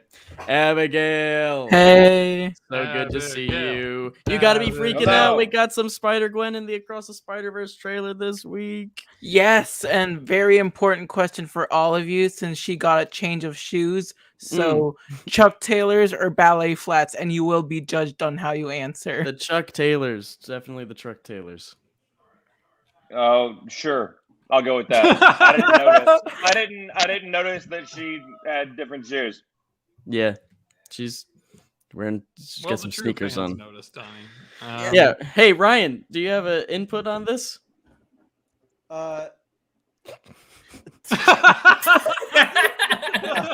texting Donnie right now. I just told him I'm here to destroy you, and I have no idea what we're talking about. Chuck Taylor says, Yes. There you go. Yes. Good call. Yeah. Doesn't she wear chucks? She wears chucks in the comics. No, they're right? they're like a slipper thing, but they look like Chuck Taylors. But it's really just it's like just the shell toe and the. Well, I vote. Yeah, I vote chucks. Great. Wonderful. Thank you, Abigail. Did it. Thank you for sitting through all of that. Thank you. I'm so Abigail, sorry. you'll be back to KLC #1 fan next month, but damn. obviously Elliot took the crown for this month. Yeah, that's okay. Start off the new year with a bang. There you go. Yeah. Well, hon, they're gone now, so we can just say you're the #1. Yeah, you're the #1. There we go. Yeah, you're we were just kidding it. with them. Yeah, the real test is going to see who would stay on the call the longest, and here you are. Here you are, Abigail. I am punny as hell. My eyes are like closing right now. Let's go. Let's my go. retinas are burning. Okay. We have a Ethan, winner. Shut up. You don't have to go. This is your job. Get out of here. We do have a winner for the death metal sketch that you did. There it is, by the way, folks. It's pretty good. Can't wait to see. David R is the username of the winner for this sketch. We do have only one David R in the system, so you should know who you are. So Dave, congrats, brother. We'll get that sent out to you Good job. in the very near future. We'll be reaching out for your shipping information. Stay tuned. Also, one last recap for you guys. Are we doing any comics giveaway? If you want. Yes. I would say no, because I already closed the cancerous comment. You're good. Okay. I'm gonna go. I'm gonna go. I'm leaving. It's been 2 hours. I'm leaving. Bye, Donnie. I love you, Donnie. Bye. Bye. I love you. Bye, Donnie. I love you guys. You guys are the best. Folks who have won stuff, I said at the beginning, we finally got it out to you guys, save for a small handful of you. I'm waiting to get some information. Price. Unmute yourself. Yeah, I didn't expect that to show up there, especially this late into the show. You're good. All you got is me, baby. Is That's this your all first good. time? No, I have all these questions lined up for Donnie, so I'll answer them as if I'm start Donnie. alphabetically. I don't have anything really, but Ryan, I love your work since back on Spear Spider-Man has been phenomenal. So thank you. Thank you so much. I appreciate it. Next. Great show. Good show, everybody. It was a really good show. It was a fantastic conversation. For the folks who are still with us, which actually we just kept going up, and we still have most of you guys with us. So I hope you guys enjoyed. That turned into a getting Chip involved. Of course, that we had a pretty spectacular conversation with some of the absolute best in the industry, and of course, Ryan was there and drew some great stuff. Yeah, I cannot believe this. That's unbelievable. You are fired. Abigail, you are now Griffin. If I'm honest, this has been wine the whole night. I am buzzing. It's a great time. Ryan, Griffin is flying high. You almost got your Griffin Gets Fucked Up on Stream episode. I just didn't think we were going to still be going. And next thing I knew, I've been drinking wine You're for like lucky 2 that hours. I'm half asleep right now. Look at my eyes. They're actually closing. You're sleepy. I get it. I'm old. Big shout out once again to Oscar Osario, best dude, and the absolute best of the industry, and Ryan. This is ridiculous. I am the greatest artist that's ever lived or ever will live. Everybody shut the fuck up. We have 69 viewers. 68. Nice. Yeah, you saying that ruined I'm it. sorry. I'm I'm leaving. sorry. Okay. Good night, everybody. We love you all. We'll see you next Thank time. you, everybody. Bye.